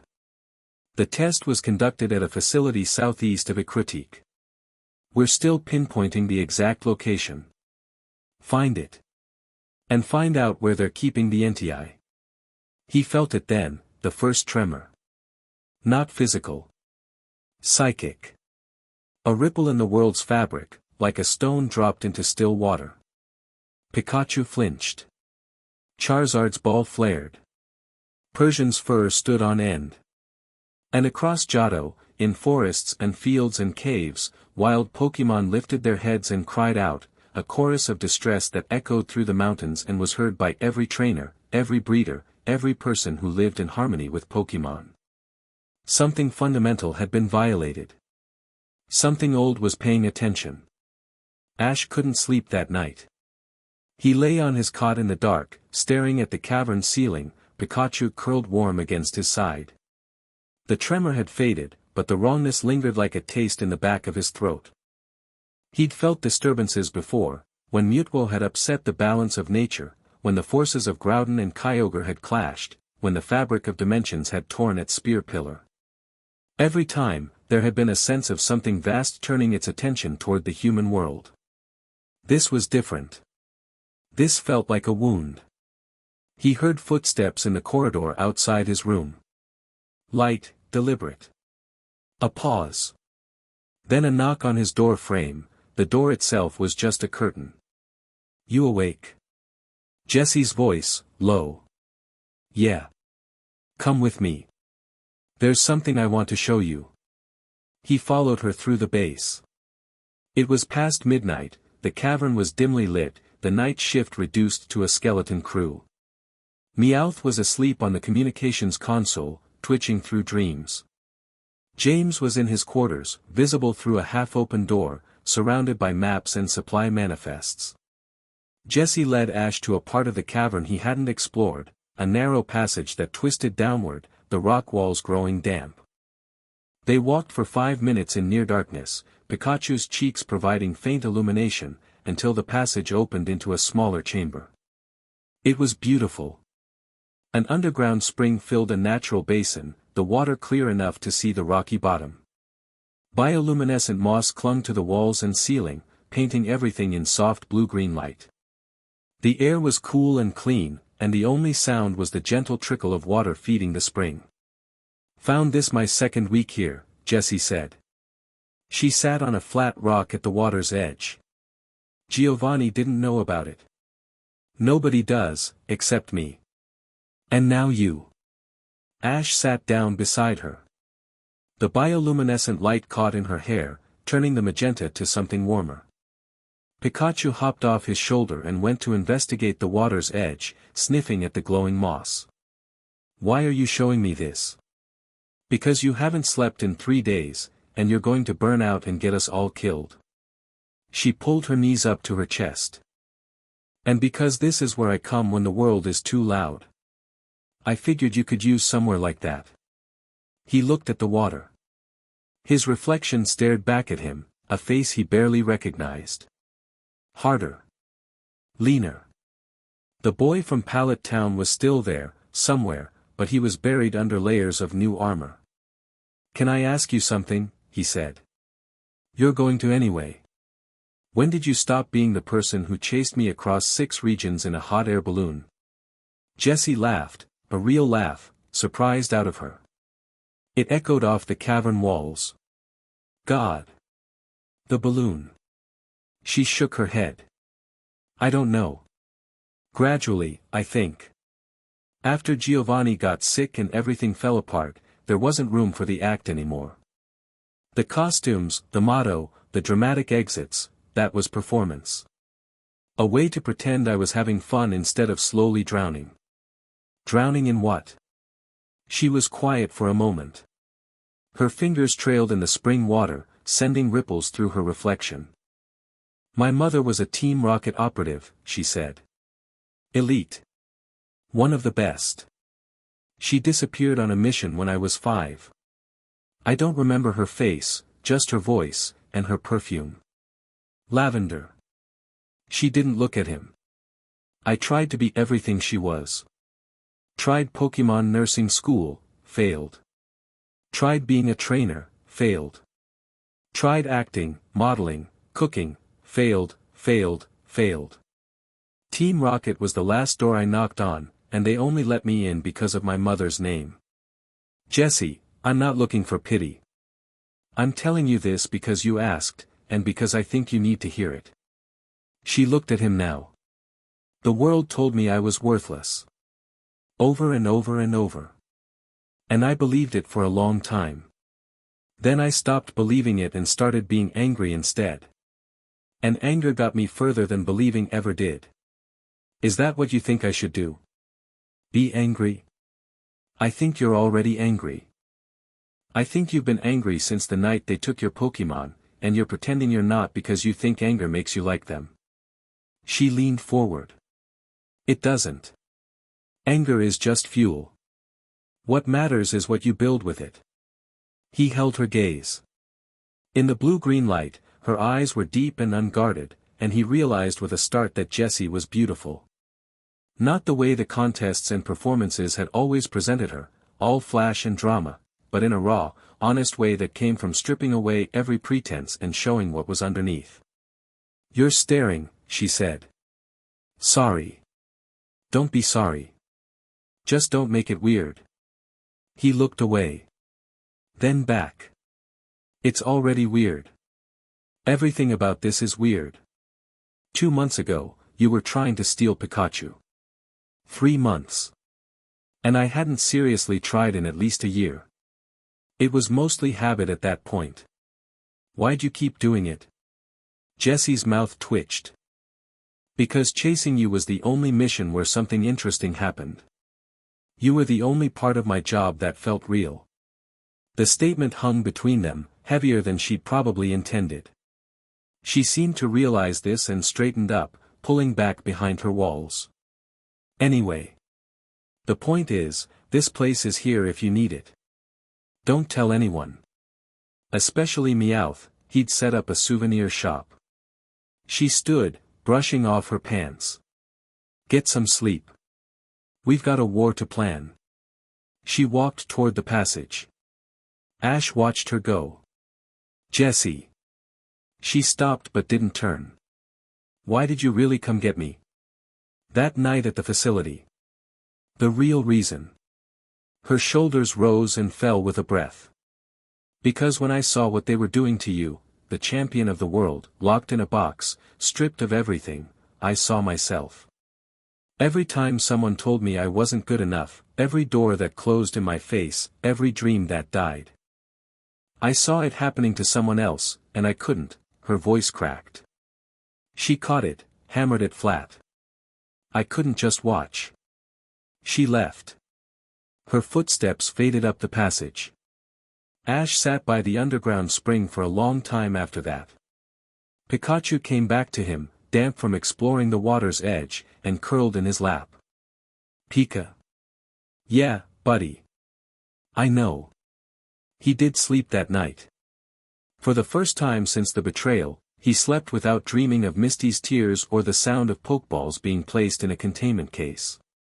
Instead, he dreamed of lavender and blue-green light. The next week was consumed by preparation and recruitment. Word was spreading through the underground, the real underground, not the criminal one, but the network of trainers, breeders, and Pokemon researchers who'd long suspected the League wasn't what it seemed. Ash's arrest and escape had been covered up by the League's media contacts, but you couldn't suppress a story that big entirely. Rumors circulated. Questions were asked. And when Meowth's spy network started feeding those rumors with carefully curated truths, fragments of Foundry documents, evidence of Project Archon, recordings of Ash's intervention at Oak's lab, the questions became louder. People started showing up at the cave. Not many. A trickle. But they were the right people. A former ranger named Solana who'd been discharged for asking too many questions about Foundry requisitions. A Pokemon breeder from Johto named Liam who'd witnessed League officials confiscating anomalous Pokemon from trainers who bonded too closely with them. A hacker kid from Goldenrod City named Pixel who could crack League encryption like it was tissue paper. Ash vetted each one personally. He sat across from them in the cavern's makeshift meeting room and looked them in the eye and asked one question: why are you here? The ones who said, to fight, he turned away. The ones who said, because something's wrong and I can't pretend it isn't, he kept. Within 2 weeks, their numbers had swelled from 11 to 34. Small, still. But focused. Dedicated. And increasingly well-equipped, thanks to James's logistics wizardry and a series of strategic acquisitions from Foundry supply depots that Meowth's network had identified. Ash trained with his recovered Pokemon every day. Charizard, Infernape, and Snorlax were back to fighting form, and the time in captivity had left them with a fierce edge. Charizard, in particular, had developed a new intensity. It trained harder, fought harder, and stayed closer to Ash than ever before. The separation had wounded something deep in the dragon's psyche, and the only balm was proximity to its trainer. Jessie trained alongside him. Her team had grown since the old days. Sevaper and Wobbuffet were still her core, but she'd added a Salazzle that she'd rescued from a Foundry transport and a Mandibuzz that had been part of Giovanni's personal reserves. She was a different battler than Ash remembered. The years of failure hadn't been wasted, they'd taught her adaptability, cunning, and a willingness to fight dirty that no League trainer possessed. She used combinations that shouldn't work but did. Wobbuffet's counter and mirror coat turned defensive stalling into an offensive weapon, and Salazzle's corrosion ability meant nothing was safe from status effects. They sparred once. Pikachu versus Sevaper, in the cavern's training area, with the team watching. It was supposed to be a light exhibition. It became something else. Sevaper struck first, Poison Tail, wickedly fast. Pikachu dodged with a burst of quick attack speed and countered with Iron Tail.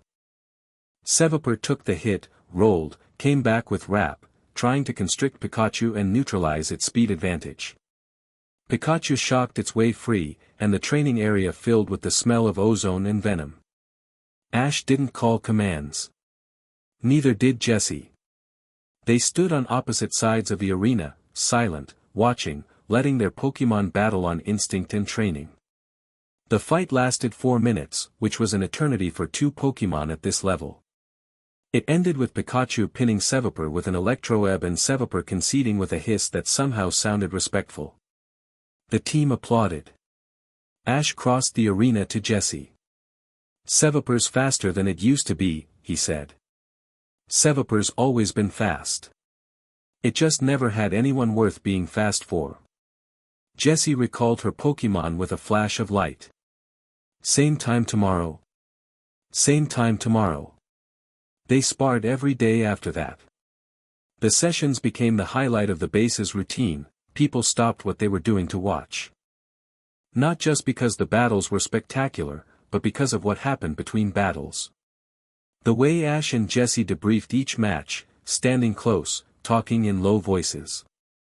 The way they challenged each other, Jessie pushing Ash to develop strategies for scenarios where his bond with Pokémon wouldn't be enough, Ash pushing Jessie to trust her instincts more and her calculations less. James watched this unfold with a mixture of amusement and something wistful. He said nothing about it. Some things didn't need commentary. Meowth was less subtle.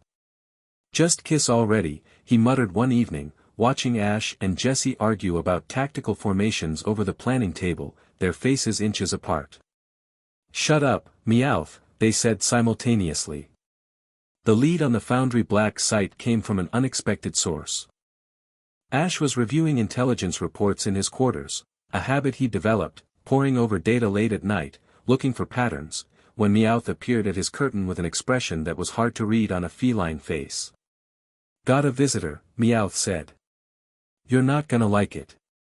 The visitor was in the main cavern, surrounded by 4 of Ash's people with hands on their Pokeballs. She stood in the center of their loose circle, unarmed, no Pokémon visible, wearing a traveling cloak with the hood pushed back. Sabrina. The Saffron City gym leader looked different from the last time Ash had seen her. Older, obviously, they were all older, but it was more than that.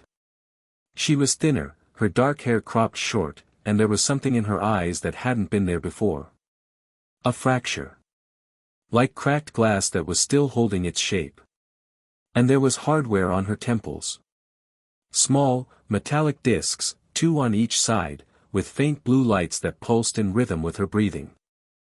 "Let her through," Ash said. His people parted reluctantly. Sabrina walked forward, stopped 10 feet from Ash, and studied him. "You look like him," she said. Her voice was flat. Controlled. Not the ethereal calm of the psychic girl he'd faced in her gym years ago, this was something forced. Mechanical. Like who? Cross. When he's decided something. That certainty. She tilted her head. "I'm here to warn you." "About what?" "About me." She touched the devices on her temples. "These are foundry neural enhancers. They amplify psychic ability by a factor of 12. They also allow the wearer to be guided remotely." Jessie had appeared from somewhere. She always appeared, as if she had a sixth sense for trouble. She stood at Ash's right shoulder, eyes fixed on Sabrina. "You're saying you're bugged." "I'm saying I'm a weapon. Cross built me into one." Sabrina's expression didn't change, but her hands trembled at her sides. "The enhancers are bonded to my nervous system. I can't remove them without risking permanent brain damage. And Cross can activate them at any time, override my motor functions, and use me as a remote combatant." "Then why are you here?" Ash asked. "If he can see through your eyes, he can't." "Not yet. The remote function requires proximity to a relay station, and the nearest one is in Saffron. I have a window, maybe 6 hours before he realizes I've left the city." She reached into her cloak and pulled out a data chip. "This contains the location of the Foundry's secondary containment facility. The one where they're holding your remaining Pokemon. Ash looked at the chip. Looked at Sabrina. Why? Because I felt it. When they broke NTI. Her voice cracked, just slightly, and the cracked glass quality of her eyes deepened. I'm psychic, Ash. I felt a legendary Pokemon's will being erased. Do you understand what that's like? It's like watching someone tear pages out of a book that's been writing itself since the dawn of time. She stopped. Steadied herself. Cross told me it was necessary. For months, I believed him. After NTI, I can't. Jessie took the data chip and examined it. Could be a trap. It could be, Sabrina agreed. You'd be smart to assume it is. But it's not, Ash said. Both women looked at him. Jessie with sharp concern. Sabrina with something like relief. How do you know? Jessie asked. Because she's terrified. Look at her hands. Ash stepped forward, close enough to see the pulse hammering in Sabrina's throat. You came here knowing that if Cross finds out, he'll activate those enhancers and burn your mind out. You came anyway. That's not how a trap works. Sabrina let out a breath she'd been holding. The facility is in the mountains north of Mahogany Town. Underground. Heavy foundry presence, not League Rangers, actual foundry operatives. Cross's personal soldiers. How many? 50. Maybe more. And they have archon prototypes deployed. Pokemon under full behavioral override, used as guard units. Her jaw tightened. Including the NTI. The room went quiet. You're telling me we'd be fighting a mind-controlled legendary, Jessie said. Yes. And 50 elite soldiers. Yes. Jessie looked at Ash. We don't have the numbers for that. We don't need numbers. Ash was already thinking, the tactical part of his brain spinning scenarios. We need precision. And we need Sabrina. Sabrina's eyes widened. I told you, I'm compromised.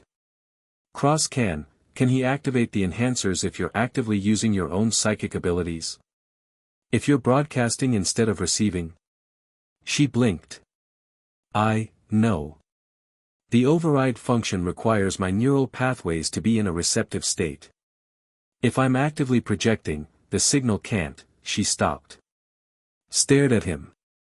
How did you know that? I didn't. I guessed. Ash picked up the data chip. Jessie, get James. We need to plan a raid. Ash. Jessie's hand closed on his arm. Her grip was firm. This is different from Saffron. This isn't a smash and grab at a half-guarded research lab. This is a fortified foundry installation with a legendary Pokemon guarding the door. If we go in and it goes wrong, then it goes wrong. But my Pokemon are in there. Greninja. Sceptile. Lucario. He held her gaze. I'm not leaving them.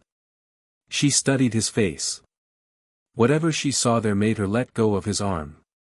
Then we'd better not get it wrong, she said. They hit the Mahogany facility 3 days later. Ash spent those 3 days planning with a focus that bordered on obsessive. Every variable accounted for, every contingency mapped. Jessie pushed back on his more aggressive instincts, arguing for caution, for patience, and he listened, not always agreeing, but always listening. They fought about the approach route. They fought about the exit strategy. They fought about whether Sabrina could be trusted. Each argument was sharp, honest, and resolved with the kind of mutual respect that left both of them stronger. James had concerns about supply lines and extraction timing. Meowth had concerns about the foundry's communication infrastructure. If the base got a distress signal out, reinforcements could arrive within the hour. Sabrina, who'd stayed at the cave under careful watch, provided detailed intel on the facility's layout, guard rotations, and archon deployment protocols. The archon controlled Pokemon patrol in pairs, Sabrina explained, projecting a psychic map of the facility onto the planning table, a three-dimensional blueprint that glowed faintly in the air. They're linked to a central control hub in the facility's command center. Take out the hub, and the override drops. The Pokémon will be disoriented for several minutes, confused, possibly aggressive, but they'll be free. And the NTI? Ash asked. Sabrina hesitated. NTI is different. Its override is hardwired, a direct neural implant, not a remote signal. Taking out the hub won't free it. You'd need to physically remove the implant. From a legendary Pokémon that's been enslaved and is going to be very angry about it, Jessie said. Yes. Great. The assault team was 12 people, Ash, Jessie, Sabrina, Domino, Kenta, Solana, and 6 of their best operatives. Plus Pokémon. Ash brought his full recovered roster, Pikachu, Charizard, Infernape, Snorlax, and Persian. Jessie brought Seviper, Wobbuffet, Salazzle, and Mandibuzz. They approached the facility at night, through the mountain passes north of Mahogany Town. Snow was falling, thick, heavy flakes that muffled sound and reduced visibility. Good for stealth. Bad for everything else. The facility entrance was carved into the mountainside, disguised as an abandoned mine shaft. Foundry guards patrolled the perimeter in pairs, accompanied by archon-controlled Pokémon, Mytiana, Skarmory, Toxicroak. The controlled Pokémon moved with an eerie precision that made Ash's skin crawl. No personality. No individuality. Just smooth, mechanical obedience. Sabrina reached out with her psychic abilities, mapping the guards' positions and creating a path through the patrol patterns. Her eyes glowed faintly as she worked, and the enhancers on her temples pulsed faster. She was pushing against their limits, using her powers at maximum to keep the override from activating. 2-minute window, she whispered. Move. They moved. Through the snow, past the patrol gap, into the mine shaft entrance. Kenta disabled the electronic lock. They were inside. The facility was cold, industrial, built for function. Concrete corridors, harsh LED lighting, the hum of heavy machinery somewhere below. They advanced in 2 teams, Ash and Jessie's team heading for the containment wing, Domino's team heading for the command hub to disable the archon controls. They got 50 yards in before the first alarm tripped. Not an electronic alarm, a psychic one. One of the archon-controlled Pokémon, a Kadabra stationed at an interior checkpoint, sensed Sabrina's presence and broadcast a warning pulse. We're made, Sabrina said, wincing as the Kadabra's signal slammed against her mental shields. They know we're here. Then we do it fast. Ash broke into a run. Domino, go. Hit the hub. Jessie, with me. What followed was the kind of battle that trainers told stories about for generations. Ash and Jessie fought through the facility's corridors side by side, their Pokémon cutting a path through Foundry soldiers and Archon-controlled defenders. Charizard was too large for the corridors, so Ash relied on Pikachu, Infernape, and Persian, fast, agile fighters suited to close-quarters combat. Pikachu was devastating. In the tight corridors, its electrical attacks bounced off walls and ceilings, creating cascading chains of lightning that dropped multiple targets. Infernape fought like the flames that crowned its head, wild, furious, but directed by Ash's steady presence into something precise and irresistible. Persian was a ghost, appearing and vanishing, striking from shadows. Jessie fought differently, patient, tactical, using Wobbuffet to absorb incoming attacks and redirect them, using Seviper to control choke points, using Salazzle's corrosion to disable enemy Pokémon that resisted conventional damage. She and Ash fell into a rhythm without discussing it. He pushed forward, she covered angles, and between them, nothing got through. 2 Foundry soldiers came around a corner with a controlled Macamp, 4-armed, blank-eyed, moving with mechanical precision. The Macamp threw a cross-chop that would have taken Ash's head off. Wobbuffet intercepted it with counter, reflecting the force back, and the Macamp staggered. Infernape followed up with a Mach punch to the jaw, then a flare blitz that sent the massive fighting type crashing through a wall. Left corridor. Jessie shouted. A Skarmory was diving at them, metal wings gleaming. Ash didn't even look, he pointed, and Persian launched a shadow ball that detonated against the Skarmory's chest, knocking it from the air. They moved like they'd been fighting together for years. Like two parts of a machine designed to complement each other perfectly. They reached the containment wing. The door was blast-proof. Kenta, who'd been shadowing them, planted charges. Fire in the hole, the door blew inward. They stormed through. And there they were. 3 pokeballs in cradles, just like saffron. But these cradles were more elaborate, heavier containment, more wires, more monitoring equipment. The foundry had learned from the last raid. And standing between Ash and the cradles was NTI. The legendary beast stood in the center of the containment wing like a living furnace. Smoke curled from its body. Its mane blazed with otherworldly fire. It was enormous, larger than Ash remembered from their encounters years ago, and its eyes were wrong. Not the fierce, intelligent eyes of a wild legendary. These were dull. Flat. Like someone had reached inside NTI's skull and turned off the lights. A metal device was clamped to the base of NTI's skull, partially hidden by its mane. The archon implant.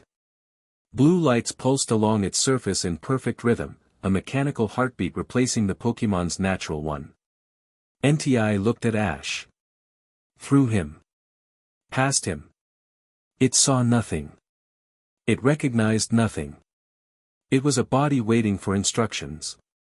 God, Jessie breathed. Ash's fists clenched so hard his nails drew blood from his palms. The rage he'd been carrying since the betrayal, the cold, banked fire he'd been using as fuel, flared white-hot. Not at the foundry. Not at Cross. At what had been done to this creature. This ancient, proud, impossible creature, reduced to a thing. Sabrina, he said, his voice barely controlled. Can you reach it? Sabrina stepped forward, enhancers glowing. She extended her psychic awareness toward NTI, carefully, gently, like reaching for a bird that might bolt. Her face contorted with effort. There's something in there. Buried deep. But the implant, it's suppressing everything. I can't reach past it without. NTI moved. Not on its own, the implant activated, responding to the unauthorized psychic contact. The legendary beast's body tensed, and it opened its mouth, and the temperature in the room spiked by 30 degrees in an instant. Move. Ash shoved Jessie sideways as NTI unleashed a fire blast that scorched the air where they'd been standing. The attack hit the wall behind them and melted through 6 inches of reinforced concrete. It's in defense mode. Sabrina shouted. The implant is treating us as hostile, I can't override it. NTI charged. 400 pounds of fire and muscle, fast as a bullet, directed by a machine that felt nothing. Snorlax. Ash threw the Pokeball. Snorlax materialized directly in NTI's path, a wall of massive, immovable flesh. NTI hit Snorlax like a meteorite, and Snorlax held. Barely. Its feet carved trenches in the concrete floor, but it held, absorbing the impact with its enormous bulk and grabbing NTI in a bear hug. NTI thrashed. Flames erupted from its mane, scorching Snorlax's fur. The big Pokemon groaned in pain but didn't let go. Infernape. Behind it. Pin the legs.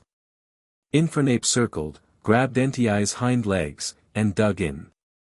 2 of Ash's Pokemon holding a legendary in place, straining with every ounce of their strength. Pikachu, low-power discharge, target the implant. Just enough to disrupt the signal. Pikachu leaped onto NTI's back, navigating the thrashing body with acrobatic precision. It reached the implant, cheeks crackling, and delivered a precise, controlled shock directly into the device. The implant sparked. Flickered. NTI screamed, A sound of agony and confusion and something breaking loose inside the legendary's mind. The flat, dead eyes flickered. For a moment, just a moment, something alive looked out. Then the implant reasserted control. The eyes went flat again. NTI surged with renewed force, throwing Infernape off its legs and twisting free of Snorlax's grip. "It's not enough," Sabrina cried. "The implant is too deeply integrated, you can't disrupt it externally." Ash watched NTI right itself, watched the fire build in its throat for another attack. His mind was racing. External disruption wouldn't work. The implant was hardwired into NTI's nervous system. You couldn't shock it out or psychic it away. But for that one moment, when Pikachu's shock had disrupted the signal, NTI had been there. Alive. Present. Fighting to get out. Ash did something that everyone in the room would later describe as either the bravest or the most insane thing they'd ever witnessed. He walked toward NTI. "Ash." Jessie's voice was sharp with fear. "What are you?" He held up a hand. Not to her. To NTI. "I know you're in there," Ash said. His voice was calm. Steady. The voice he used when a frightened Pokémon needed to trust him. "I know something's hurting you, and I know you're fighting it. You've been fighting it since they put that thing on you." NTI's blank eyes fixed on him. The fire in its mane roared higher. Every instinct in Ash's body screamed at him to run. He took another step forward. "I'm not going to fight you. I'm not going to hurt you. I just need you to trust me. For 1 second. 1 second of trust, and I can get that thing off you." He was 10 feet away. He could feel the heat rolling off NTI's body, intense enough to blister skin.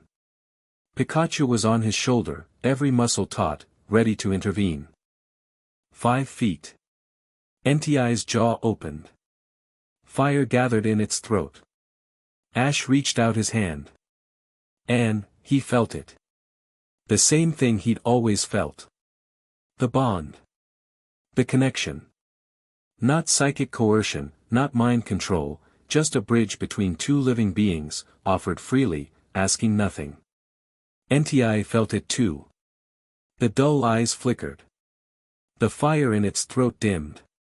Something deep inside the legendary Pokémon, buried under layers of mechanical suppression, crushed beneath the archon implant's iron control, stirred. Recognized. Reached back. For 1 second, NTI's will overpowered the implant.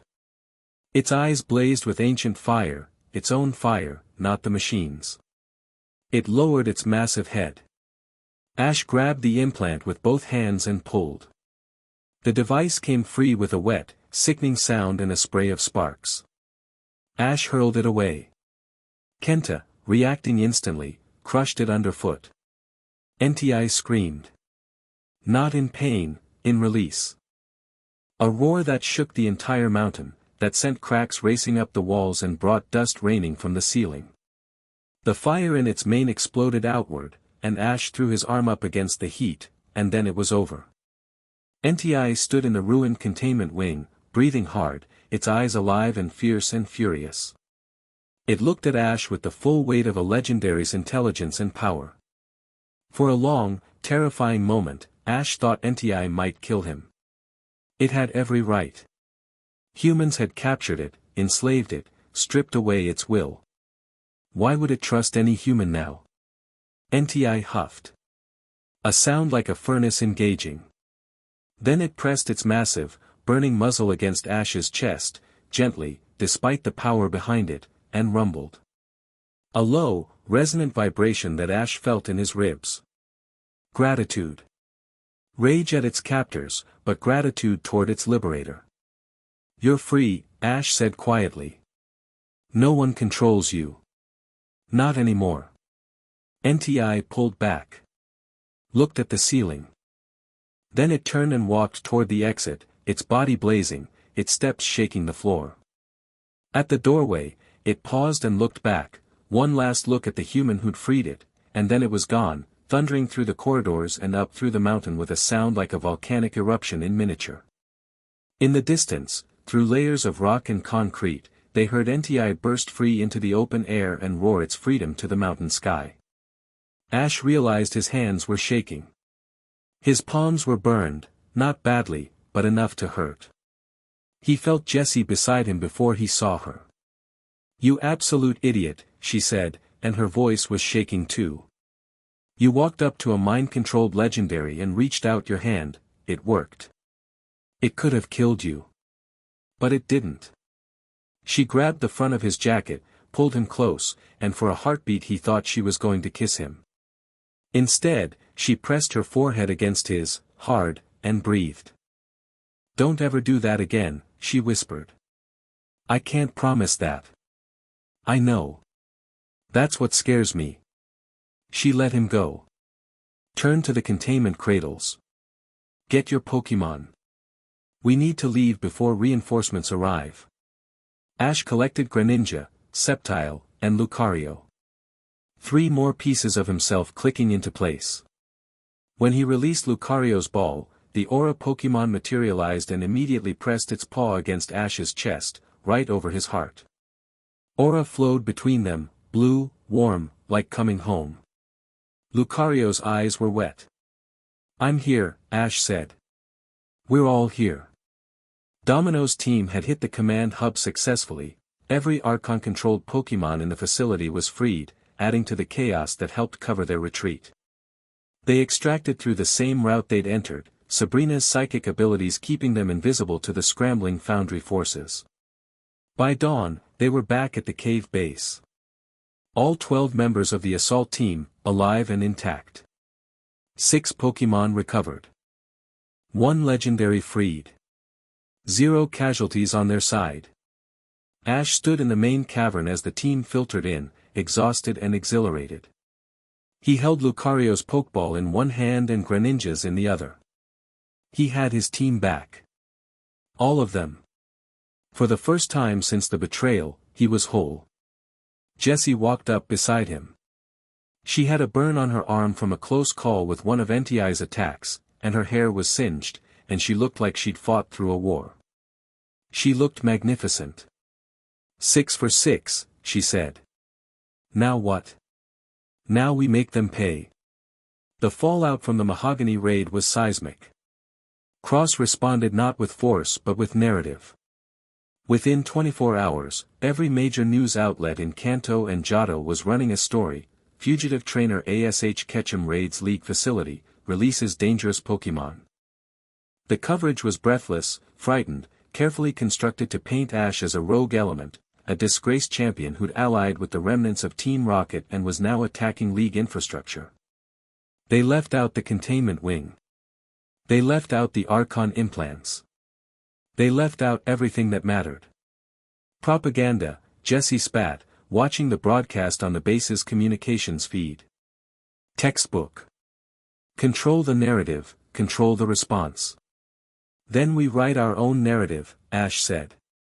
He recorded a message. No script. No rehearsal. Just him, sitting in front of a camera in the cave, Pikachu on his shoulder, speaking directly to the lens. "My name is Ash Ketchum. 3 weeks ago, I was the world champion. Then the Pokemon League stripped my title, confiscated my Pokemon, and locked me in a cell.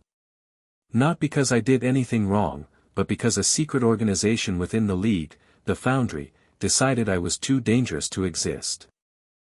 This same organization is building technology called Project Archon that enslaves Pokemon. Strips away their will. Turns them into machines. I've seen it. I've fought against it. And I'm not going to stop until it's destroyed." He paused. "Let that sit. I'm not a criminal. I'm not a terrorist. I'm a trainer who had everything taken from him by people who are afraid of the bond between humans and Pokemon. If you're a trainer, a breeder, a coordinator, anyone who loves Pokemon, ask yourself, why is the League afraid of partnership? What are they building? And who's next?" He ended the message. Pixel broadcasted across every channel, every frequency, every social media platform simultaneously. The Foundry's media contacts scrambled to suppress it. They managed to scrub it from major networks within hours. But the internet doesn't forget. The message spread. Copied, shared, discussed, debated. It fractured the narrative the Foundry had built. It planted doubt. And it brought more people to the cave. The next tremor hit 4 days after the Mahogany raid. Ash was in the training area, working with Greninja on a new battle bond technique, when the world shuddered. Not an earthquake, something deeper, something that bypassed the physical and struck directly at the connection between human and Pokémon. Every Pokémon in the base reacted simultaneously.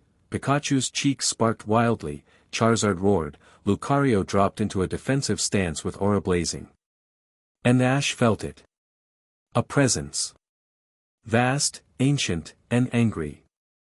Like standing at the foot of a mountain and realizing the mountain was alive and it was looking at you. Then it was gone. 3 seconds, maybe 4. But the echo lingered. The hell was that? Meowth asked, for standing on end. Sabrina, who'd stayed at the base as an uneasy guest and tactical advisor, was on her knees, hands pressed to the floor, breathing hard. Archus, she whispered. It's becoming aware. The archon violations, every time they use that technology, it's like tearing stitches out of the fabric of existence. Archus wove the covenant that binds humans and Pokémon. The Foundry is unwinding it. What happens when it's fully aware? Ash asked. Sabrina looked up at him, and for the first time since she'd arrived, genuine fear was visible on her face. If the covenant fails, the bond between humans and Pokémon breaks. Everywhere. Permanently. No Pokeballs, no partnerships, no communication. Humans and Pokémon become strangers. Cross is trying to cage Arceus, Jessie said. She'd come running when the tremor hit. He's trying to capture it with Archon and rewrite the rules. He's trying to become God, Sabrina said flatly. And if Arceus wakes up before he's ready, or worse, after he's ready, the consequences will be beyond anything any of us can imagine. Ash looked at his Pokémon. At Pikachu, at Charizard, at the team he'd spent his life building. The idea of losing that bond, not through betrayal or confiscation, but through a fundamental severing of the connection itself, was the most terrifying thing he'd ever contemplated. More terrifying than any battle. More terrifying than the cell, the accusations, the blank eyes of an enslaved entity. Then we don't let it get that far, he said. Reports came flooding in over the following days. Weather anomalies across Johto, sudden storms in clear skies, temperature swings of 40 degrees in minutes. Ancient ruins activating, the ruins of Ulf were glowing, the brass tower in Ikritik was vibrating at a frequency that shattered nearby windows, the Whirl Islands were generating whirlpools large enough to swallow ships. Legendary Pokémon sightings spiked, Suicune was seen running across Lake Rage, Raikou appeared on the power grid near Olivine City, birds reported seeing Ho-Oh circling the skies above the Tin Tower. The world was responding to the violation. The stitches were tearing. And at the center of it all, somewhere in a Foundry facility, Director Harlan Cross was accelerating Project Archon, racing to build his cage for God before God decided to wake up and burn the cage, and everything else, to the ground. Ash found Jessie in the spring chamber. It was late, past 2 in the morning. He couldn't sleep, haunted by the sensation of Arceus's attention. He'd gone to the spring on instinct, and she was already there, sitting on the flat rock, trailing her fingers in the glowing water. She didn't look up when he entered. Couldn't sleep either. No. He sat beside her. The bioluminescent light was soft, and the sound of the water was the most peaceful thing in the world. A lie, that peace. The world outside this chamber was tearing itself apart. I've been thinking about something, Jessie said after a while. About what Sabrina said. About the covenant breaking. Yeah. If it happens, if the bond between humans and Pokemon just disappears, what happens to people like us? She looked at him. People whose entire identity is built around that bond. Who are you without Pikachu? Who am I without my Pokemon? What's left?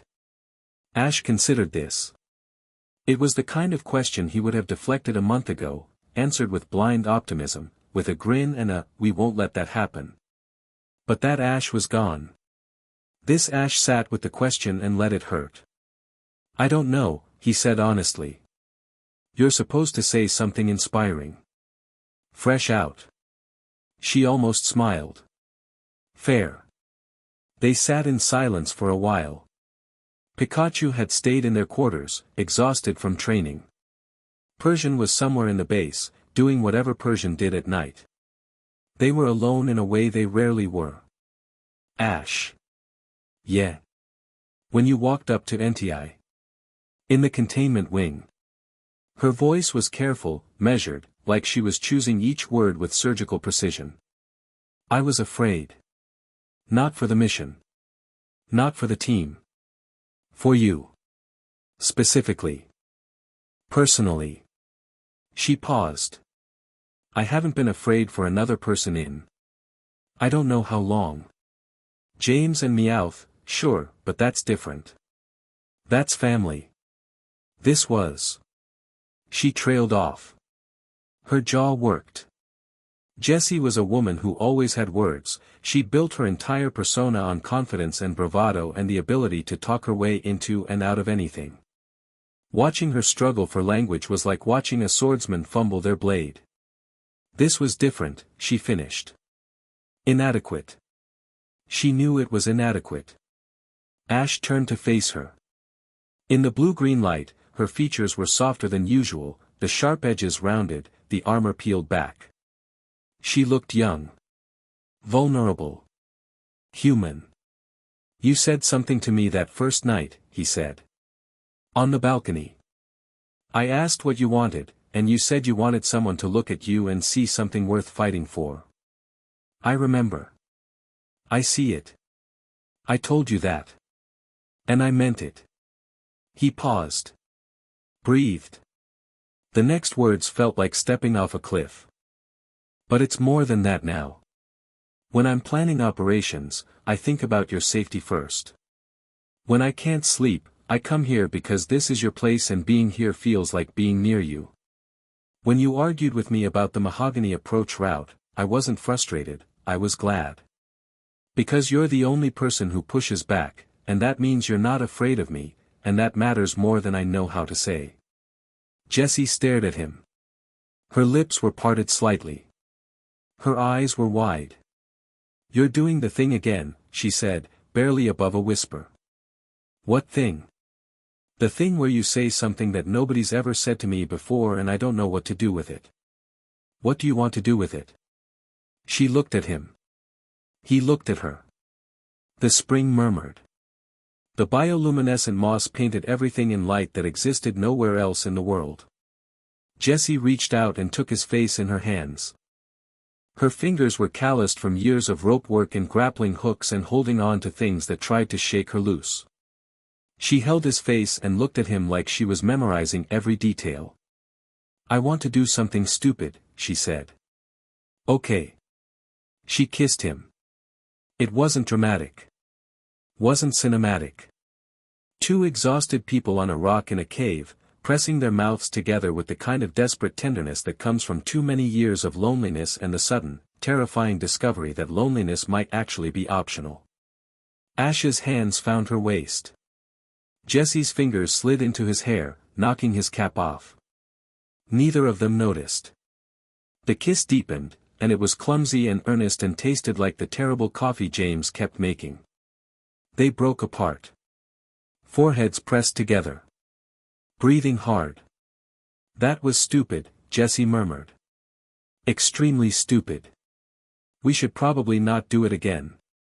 "Probably." Neither of them moved. Her hands were still in his hair. His arms were still around her. "Jessie. Don't say anything romantic.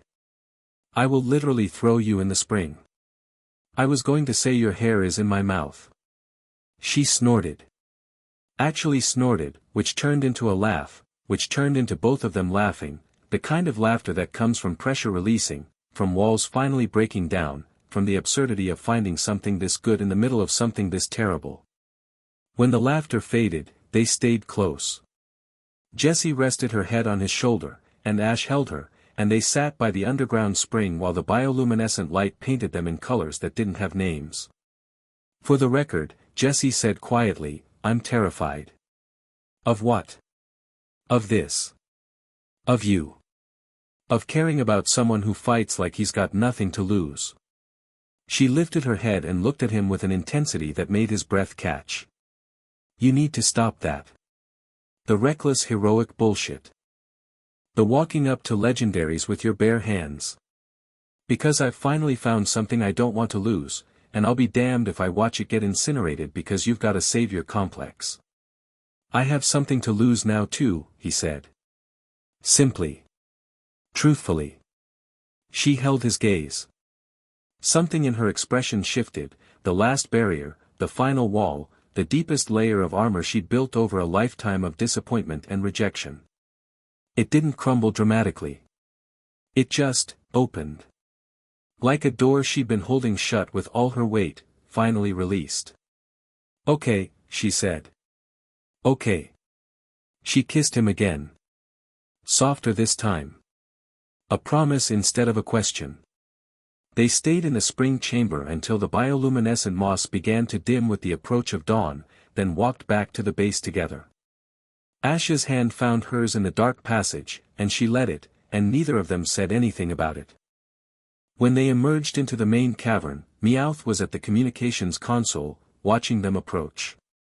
His eyes tracked their joined hands. A grin spread across his feline face. Not one word, Jessie said. I wasn't gonna say nothing. You were going to say everything. Maybe. Meowth's grin widened. But I'll save it for the memoirs. Jessie let go of Ash's hand, squared her shoulders, and strode toward the planning table with the air of a woman who absolutely had not just spent 2 hours kissing the new boss of Team Rocket in a hidden cave spring. Ash watched her go. Meowth watched Ash watch her go. She's gonna be a handful, you know dat right? Meowth said. I know.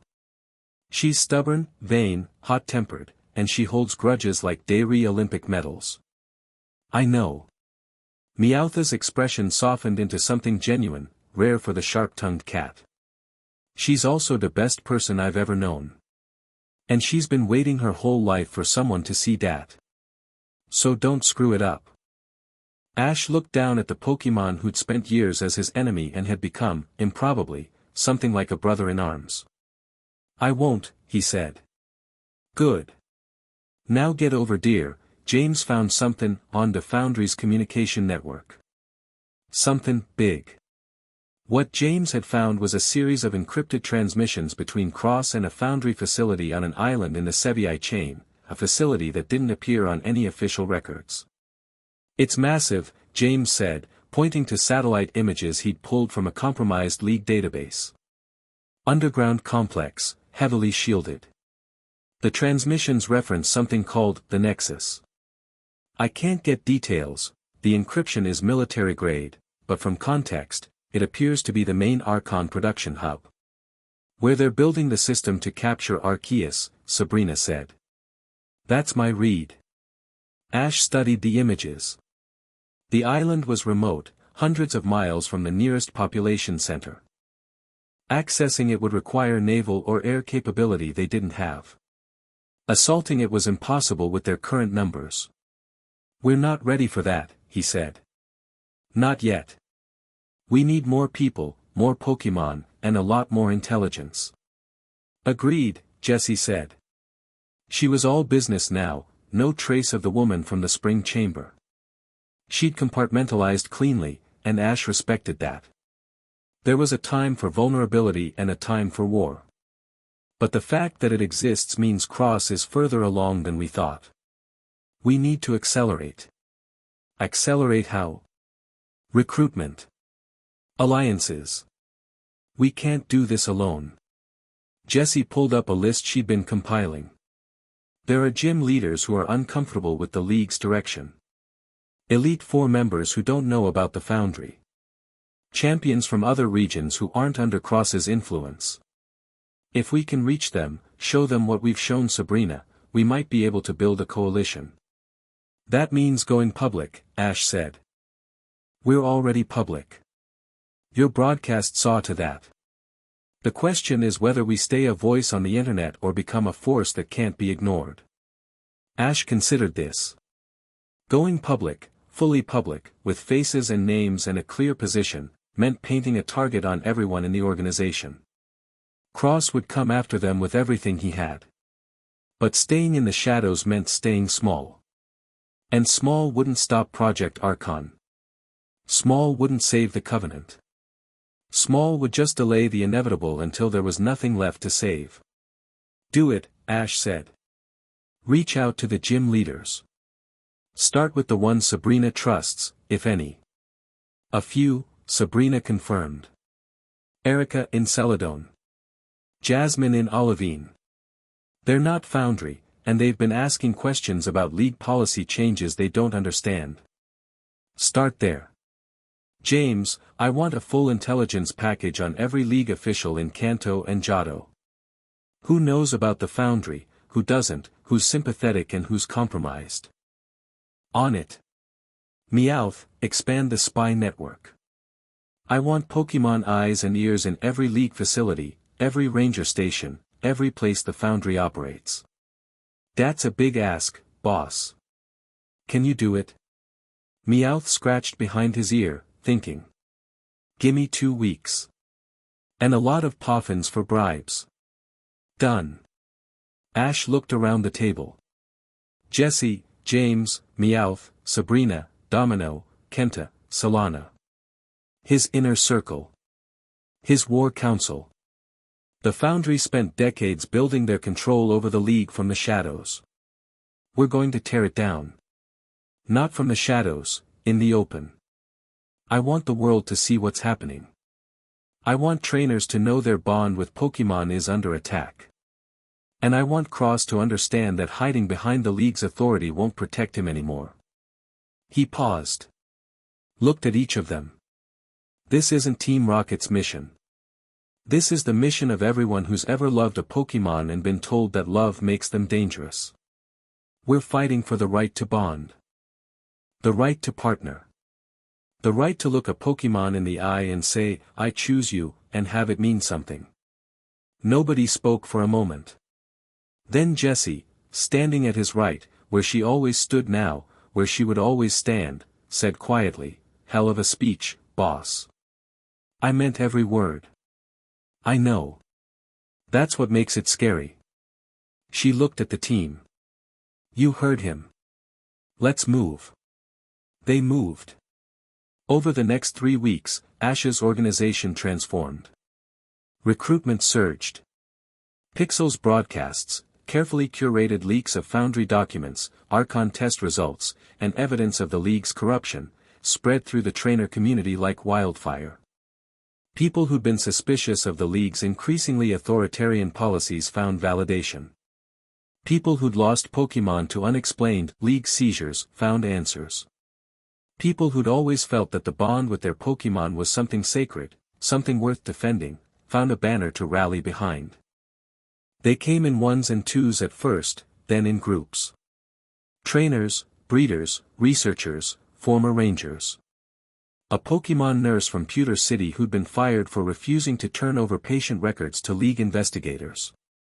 A group of trainers from the Whirl Islands who'd witnessed Foundry operatives capturing wild Pokemon for Archon testing. A retired Elite Four member from Hoenn who'd been quietly investigating the Foundry for years and had nearly been assassinated for it. The cave base grew too small.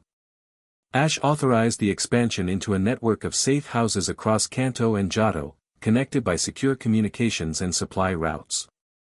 James ran the logistics like a born quartermaster, his aristocratic education finally serving a purpose greater than impressing dinner guests. Meowth's spy network expanded to cover 3 regions, with Pokemon informants in every major city. And the organization needed a new name. The world still called them Team Rocket, but the people inside called themselves something else, a name that had emerged organically, from the broadcast, from Ash's speeches, from the core truth they were fighting for. The Covenant. Ash didn't choose the name. It chose itself. Jessie became the face of the operation alongside Ash. Where he was the fire, passionate, decisive, magnetic, she was the steel, precise, strategic, unflinching. They conducted briefings together, planned operations together, presented a united front that was both professional and, to anyone paying attention, deeply personal. They didn't hide their relationship. They didn't announce it either. It simply was, visible in the way they moved around each other, the way Jessie's hand found Ash's shoulder during tense briefings, the way Ash's eyes sought hers across a room. James and Meowth pretended not to notice. Everyone else pretended not to notice them pretending. At night, in the spring chamber, their place now, the one space in the underground world that was theirs alone, they were just two people. Jessie talked about her mother, her failures, her fears. Ash talked about the betrayal, his friends, the gnawing absence of the trust he'd lost. They didn't fix each other. They didn't try to. They just existed together in the broken spaces and found that the edges fit. The assembly happened on a cold evening in late autumn. Ash stood on the raised platform at the end of the main cavern, their largest safe house, expanded now to accommodate the organization's growth. Below him, arranged in loose rows, were 216 people. Trainers, specialists, operatives, support staff. Behind them, in the wider spaces of the cavern, their Pokemon, hundreds of them, every type, every size, watching with the same attention as their human partners. 216 people. A month ago, there had been 11. Jessie stood at his right. Pikachu on his left shoulder.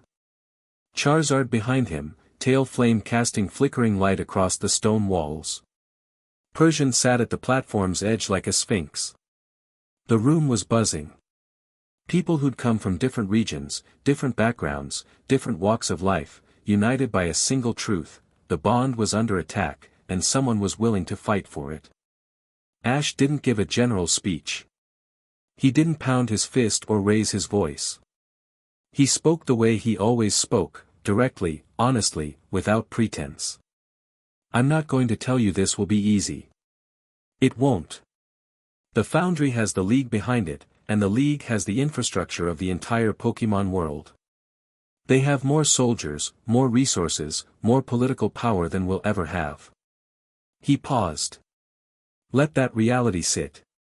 But they don't have what we have. Every person in this room is here because they chose to be. Every Pokemon beside you is here because it chose to be. That's the difference. That's always been the difference. They build machines to force obedience. We build bonds that are given freely. He looked across the crowd. Faces young and old. Hardened and hopeful. Afraid and determined. The Foundry is building something called Project Archon. A system designed to enslave Pokemon, to strip away their will, their personality, everything that makes them who they are. They've already used it on a legendary. They'll use it on more. And if we don't stop them, they'll use it on a god. Murmurs rippled through the crowd. Ash waited for them to subside. I was the world champion. They took that from me. They took my Pokemon, my reputation, my freedom. They told me the bond one shared with my Pokemon was a lie, that I was controlling them, that their love wasn't real. His voice hardened. They were wrong. And I'm going to prove it. Not with words. With action. We're going to dismantle the Foundry, expose their crimes, and protect the covenant between humans and Pokemon that Arceus itself established at the dawn of the world. He looked at Jessie. She met his gaze, and in her eyes he saw everything: the fear, the fire, the absolute refusal to back down. This is what we're fighting for, Ash said. Not revenge. Not power. This. He held up his hand, and Pikachu pressed its paw against his palm. The right to choose each other. The right to stand together. The right to say, I trust you, and have it mean something more than data on a screen. He let his hand drop. Pikachu stayed on his shoulder, cheeks sparking, not with warning, but with something brighter. My name is Ash Ketchum. I'm the boss of Team Rocket. And I'm telling you right now, the Foundry picked the wrong fight. The silence lasted 3 seconds. Then someone in the back started clapping. It spread, 2 people, 10, 50, 100, until the entire cavern was thundering with applause and shouts and the cries of Pokémon joining in. The walls shook. The ceiling rained dust. Charizard roared, and the sound was taken up by every fire type in the room, then every Pokémon, until the cavern was filled with a chorus that was part battle cry, part anthem, part prayer. Jessie watched it happen, and something shifted in her expression. Not surprise, she'd known what he was. Had seen it that first night, when she'd reached through a hole in a wall and offered her hand to a broken champion. He felt her hand slip into his. He held it. Hell of a speech, she said again, louder this time, over the roar. He looked at her. The woman who'd saved him. The woman who'd fought beside him. The woman who'd kissed him in a cave and called it stupid and meant it as the highest compliment she knew how to give. Stay with me, he said. She squeezed his hand. Try and stop me, boss. The cavern roared around them. 216 voices. Hundreds of Pokémon. An army built not on fear or money or power, but on the simple, radical belief that the bond between a human and a Pokémon was worth dying for. And far to the east, in a facility buried beneath an island that didn't appear on any map, Director Harlan Cross received a report on the assembly. He read it in his office, alone, surrounded by monitors showing archon test data and containment field schematics. He set the report down. Removed his glasses. Pressed his fingers against the bridge of his nose. So he's building an army, Cross said to the empty room. He replaced his glasses and turned to his primary monitor. On it, a live feed from the Archon Nexus chamber, a massive machine, concentric rings of technology and energy, designed for one purpose. At its center, 3 containment pods.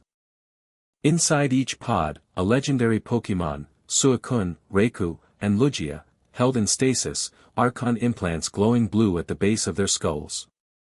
Cross studied the feed. His expression was calm.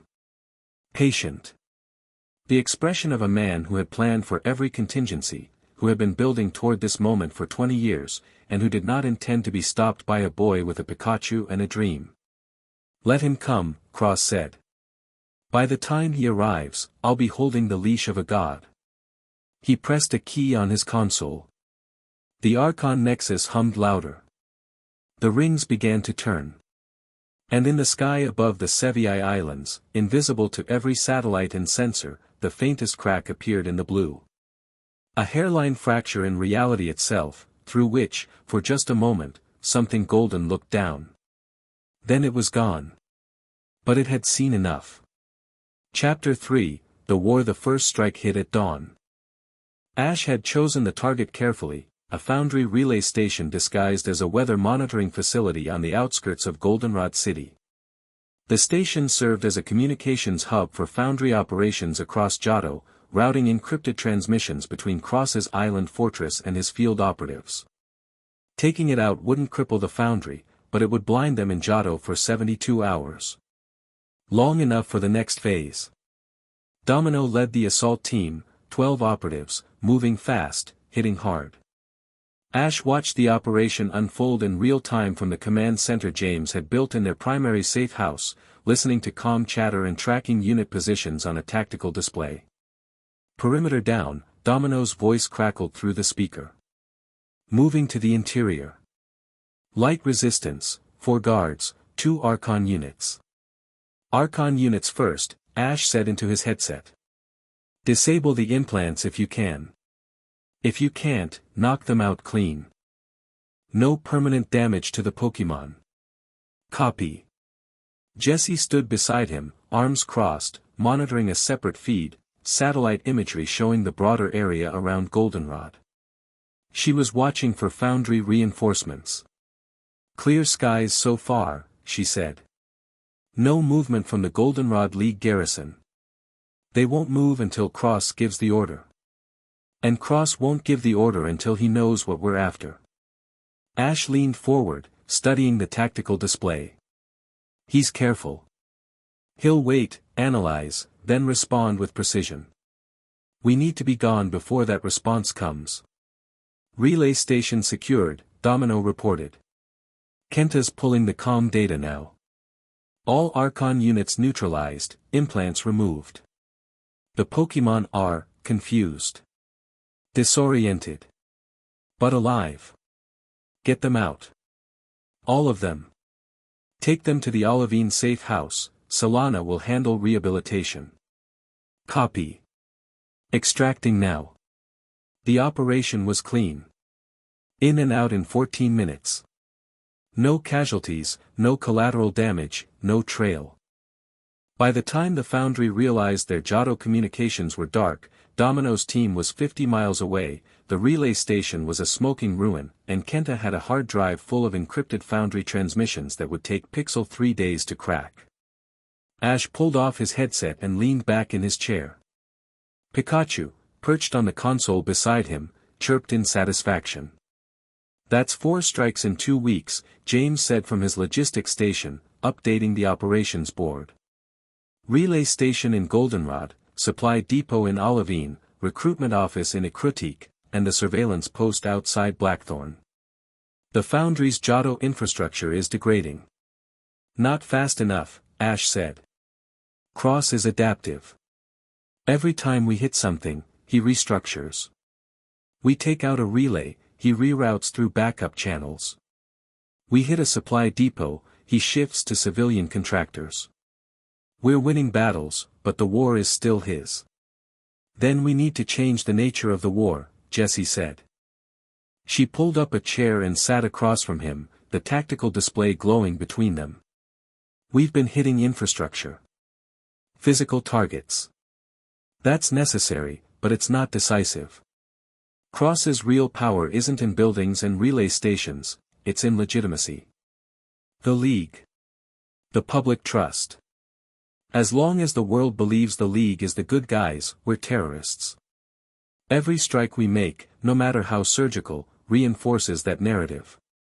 So we attack the narrative, Ash said. We attack the narrative. Jessie pulled up Pixel's media analysis on the main screen. Public opinion is shifting, slowly. Your broadcast helped. The leaked documents helped. But we're still losing the information war. Cross controls mainstream media through League press offices.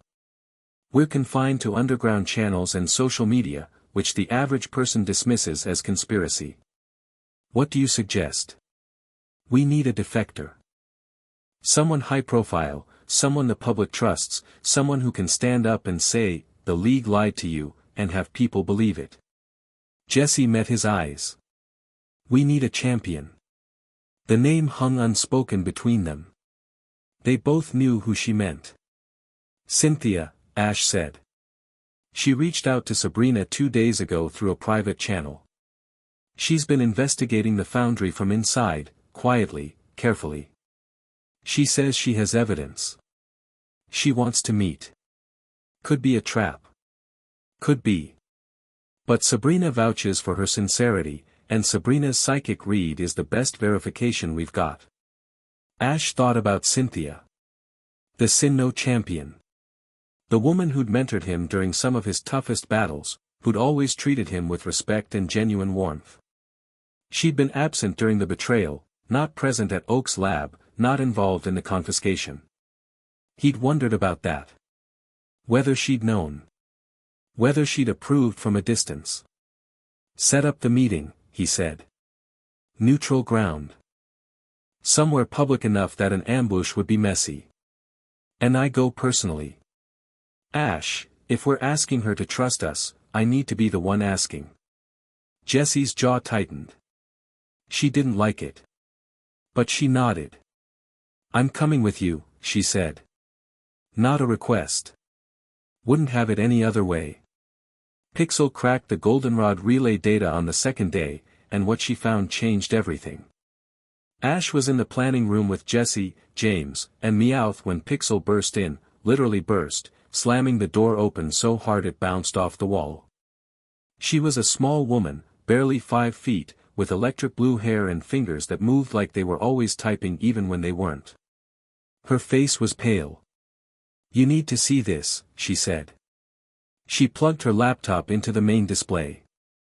Files cascaded across the screen, Foundry internal communications, decrypted, sorted by date and priority. Most of this is operational noise, Pixel said, scrolling rapidly. Supply requisitions, personnel transfers, status reports. But buried in the traffic, I found a series of messages between Cross and someone designated Handler 7. They're discussing a high-value asset being held at a foundry facility in Viridian City. An asset described as, she stopped scrolling. Highlighted a passage. Ash read it. Read it again. His vision narrowed to a point. Asset DK remains compliant. Psychological conditioning holding. No indication of external contact. Recommend maintaining current isolation protocol. Asset's continued cooperation ensures subject AK remains emotionally compromised and tactically predictable. Asset DK. Subject AK. Delia Ketchum. Ash Ketchum. The room went very quiet. Ash's hands flattened on the table. His knuckles were white. Pikachu's cheeks sparked, responding to the surge of emotion. They have my mother, Ash said. His voice was soft. Terrifyingly soft. The Viridian facility is a foundry administrative center, James said quickly, pulling up files. Mid-level security. Not a black site, more of a regional headquarters. They're hiding her in plain sight. Psychological conditioning. Jessie read the words off the screen, and her voice was ice. They're brainwashing her. Not brainwashing, Sabrina said from the doorway. She'd appeared silently, drawn by the psychic turbulence radiating from Ash. Conditioning. Threats, isolation, controlled information. They've convinced her that Ash's safety depends on her cooperation. That if she reaches out to him, speaks publicly, does anything to contradict their narrative, she paused. They'll harm him. Or worse. Ash's mother. The woman who'd hugged him in the kitchen, trembling, telling him she loved him. The woman who'd been too afraid to warn him. Not because she was weak, because they'd weaponized her love for her son. Ash. Jessie's voice, close. Her hand on his arm. Look at me. He looked. Her blue eyes were steady, and in them he saw the same cold fury he felt, but controlled. Directed. A blade, not a bonfire. We'll get her back, Jessie said. If they've hurt her, then we make them answer for it. But we do it smart. Not angry. He breathed. Let her steadiness anchor him. Nodded. James. Everything you have on the Viridian facility. Layout, personnel, security protocols. I want it in an hour. Already pulling it. Meowth. I want Pokemon eyes inside that building by tonight. Rattata, Zubat, anything that can move through walls and ventilation. On it, boss. Pixel. Keep decrypting. If there's more about my mother in those files, I need to know. Got it. Sabrina. Can you get a psychic read on the facility from here? Sabrina closed her eyes. The enhancers on her temples pulsed. After a long moment, she opened them. I can sense her. Faintly. 4th floor, east wing. She's alive. Frightened, but alive. Something in Ash's chest nodded, just slightly. Just enough to breathe. We move in 48 hours, he said. This one's mine. I lead it personally. Nobody argued. The meeting with Cynthia happened the next day, 24 hours before the Viridian operation. Ash and Jessie took a civilian vehicle to Celadon City, where Erica, one of Sabrina's trusted gym leader contacts, had arranged a private meeting room in the back of her greenhouse. Erica met them at the door. The Celadon gym leader was quiet, composed, and visibly nervous. She shook Ash's hand with both of hers. I watched your broadcast, she said. I always knew something was wrong with the league's direction. I just didn't know what. Now you do. Now I do. She led them through the greenhouse, a lush maze of flowers and vines, warm and humid, smelling of earth and growth. It was the most peaceful environment Ash had been in since the betrayal, and the contrast with his life was jarring enough to make his chest ache. She's already here. She came alone, as promised. Cynthia was sitting at a small table in a sunlit alcove, surrounded by Erica's prized orchids. She stood when Ash entered, and the first thing he noticed was that she looked tired. Not the elegant, composed weariness of a busy champion, real exhaustion. The kind that comes from carrying a weight you can't put down. Ash. She studied him with gray eyes that missed nothing. You look different. I am different. Yes. She glanced at Jessie, standing at Ash's shoulder. Recognition flickered. I remember you. Team Rocket. That's right, Jessie said evenly. Problem? Not if Ash trusts you. Cynthia looked back at him. Do you? With my life. Something in Cynthia's expression softened. She sat down, and Ash sat across from her. Jessie remained standing, positioned near the door with a clear sightline to the exits. Old habits. I'll be direct, Cynthia said. I wasn't part of what happened to you at Oak's lab. I was in Sinnoh when the order came down. By the time I learned about it, you were already in custody. She paused. But I should have known sooner. The signs were there, league policy changes, research programs I wasn't briefed on, personnel I didn't recognize in positions of authority. I chose to trust the institution instead of my instincts. That was my failure. When did you find out about the foundry? 3 weeks after your arrest. Cross approached me personally. He was recruiting. He believed I would share his perspective on the human-Pokemon bond. A muscle twitched in her jaw. He showed me Project Archon. Demonstrated it on a captured alakazam. Showed me how the override worked, how it stripped the Pokemon's will and replaced it with mechanical obedience. She looked at her hands. The alakazam looked at me during the demonstration. Not with its overridden eyes, with its real eyes, for just a moment, when the system glitched. And what I saw in that look. She trailed off. I've never felt so ashamed of being human. Ash said nothing. Let her speak. I pretended to agree with Cross. Told him I needed time to consider. He gave me access, limited, monitored, but enough. I've spent the past month documenting everything I can. Archon test results.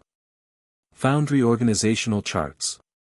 Financial records showing money laundering through league research grants. She pulled a data drive from her coat and set it on the table. This is everything I've gathered. Ash picked up the drive. Why now? Because 3 days ago, Cross told me about the Nexus. A device designed to capture and override Archus itself. He's building it on an island in the Sevii chain, and he expects to have it operational within weeks. Cynthia leaned forward. Ash, he's not just trying to control Pokemon. He's trying to control the fundamental force that governs the relationship between all humans and all Pokemon. If he succeeds, the covenant breaks. We know. Then you know we're running out of time. She looked at him with an intensity that reminded him of why she was champion. I can't stop him from inside. I've tried. He's too careful, too well insulated, too deeply embedded in the League structure. But if I come to you, publicly, openly, and bring what I know, it changes the equation. A sitting champion defecting to your cause would shatter the League's credibility. It would force a reckoning. It would also make you the most wanted person in the world, after me. I know. Jessie spoke from the door.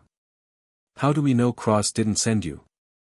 This could be disinformation, feed us false intelligence, draw us into a trap. Cynthia looked at her. You don't know. You can't. All I can offer is my word and my evidence. She turned back to Ash.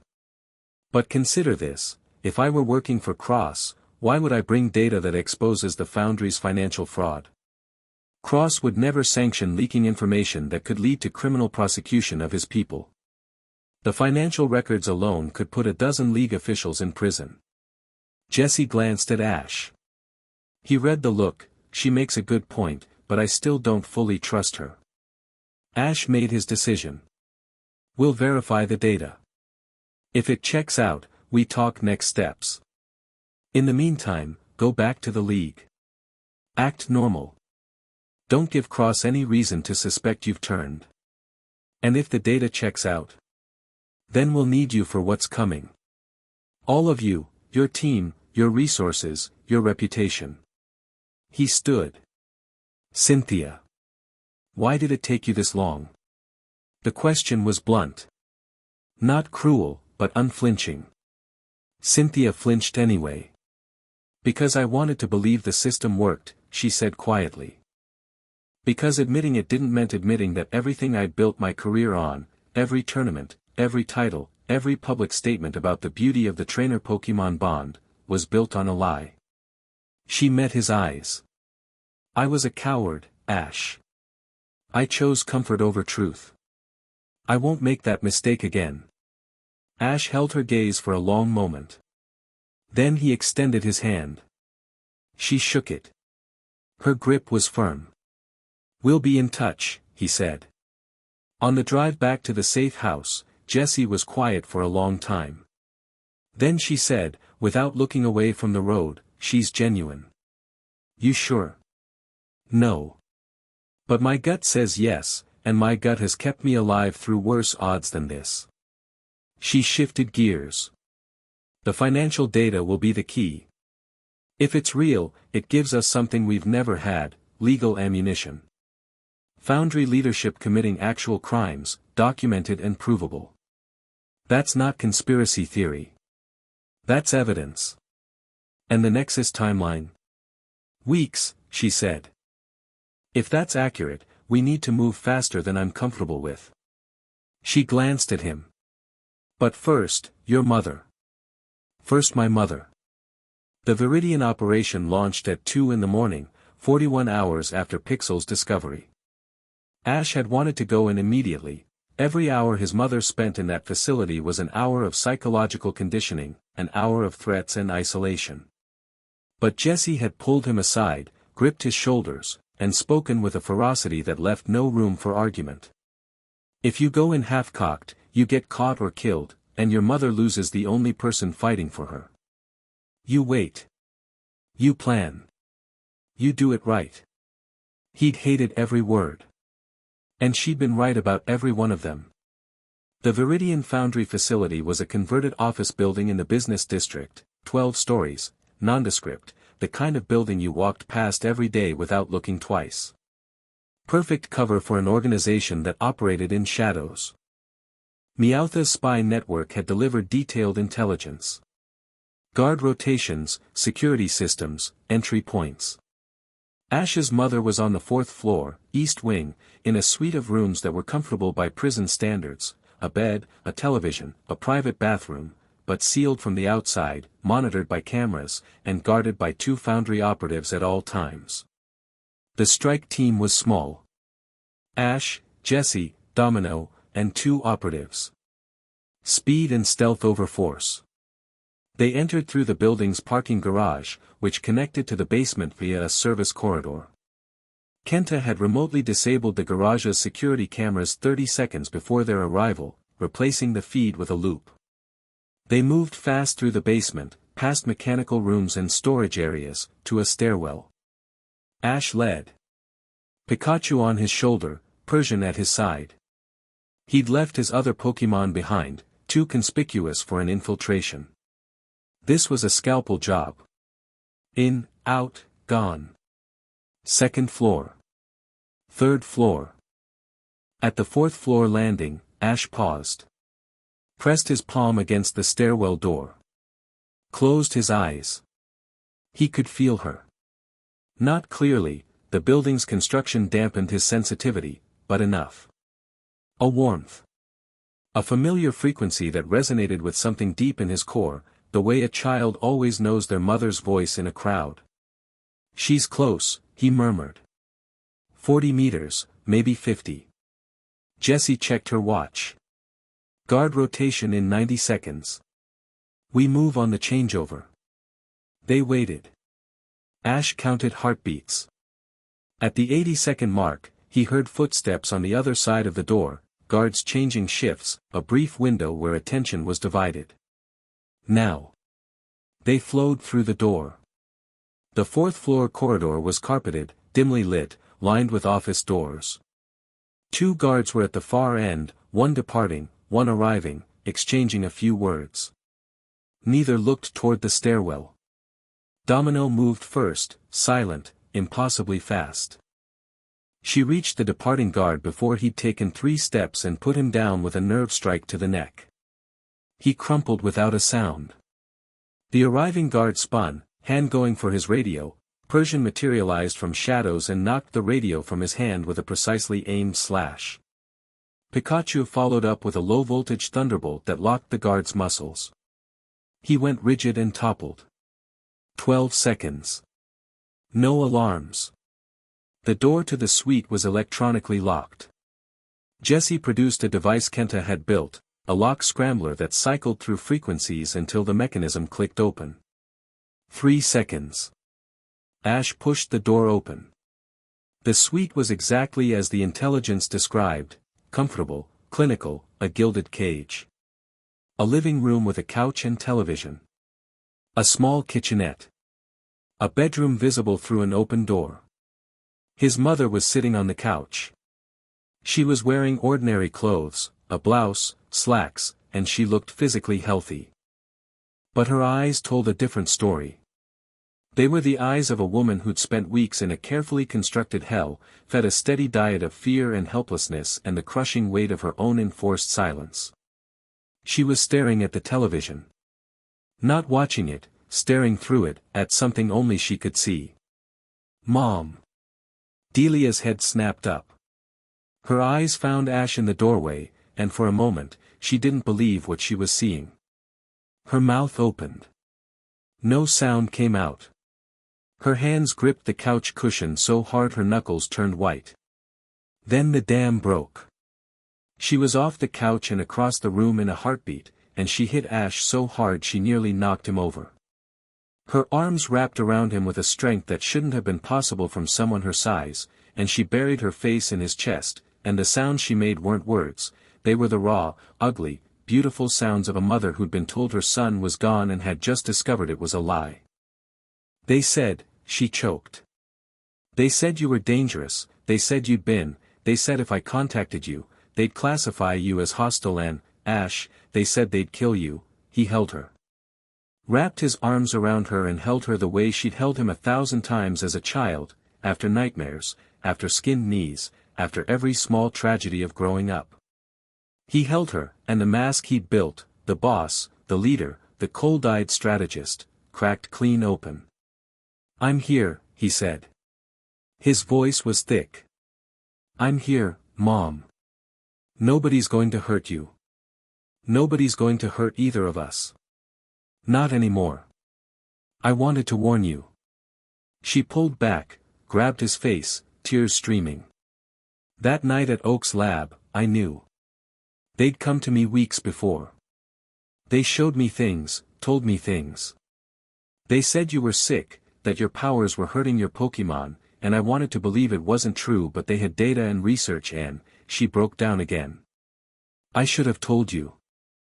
I should have warned you and I didn't because I was afraid and I'm so sorry, Mom. Stop. He took her hands, held them steady.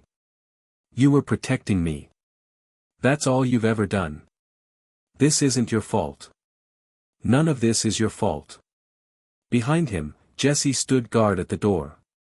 Her expression was controlled, professional, but her eyes were bright, and she was blinking more than necessary.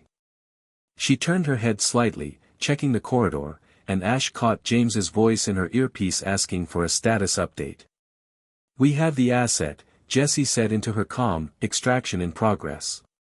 James hesitated. Then, gently, is she okay? Jessie looked at Delia, clinging to her son. She will be.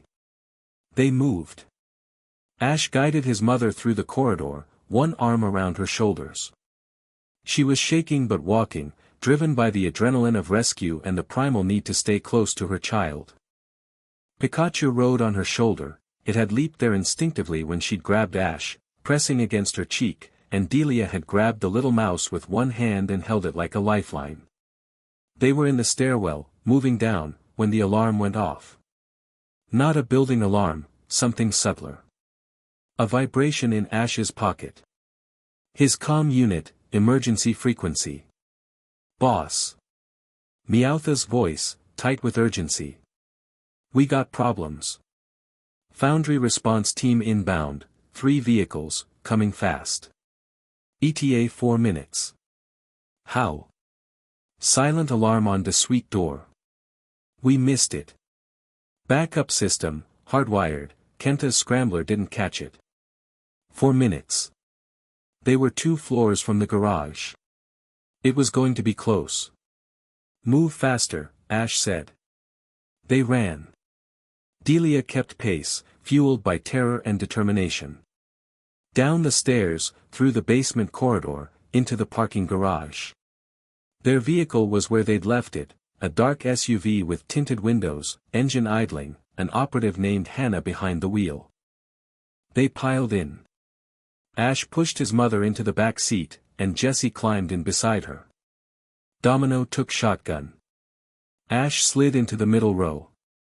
Go, he said. Hannah floored it. The SUV screamed up the parking garage ramp and onto the street, tires shrieking on the concrete. Behind them, headlights.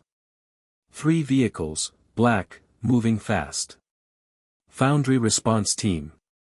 They're on us, Domino said, checking the side mirror. Hannah, Route 17 North. Take the bypass. That's a dead end at the old power plant, trust me. Hannah drove. The SUV tore through Viridian's empty streets, the Foundry vehicles closing the gap. They were faster, purpose-built pursuit cars against a civilian SUV. The gap narrowed. 2 blocks. 1 block. Ash felt it before he saw it, a familiar presence, vast and hot, descending from above. He looked up through the sunroof. Charizard. He'd stationed Charizard on the roof of a building along the extraction route, a contingency, a backup plan Jessie had insisted on. The dragon had been waiting, watching, and when the pursuit began, it moved. Charizard dropped from the sky like a meteor.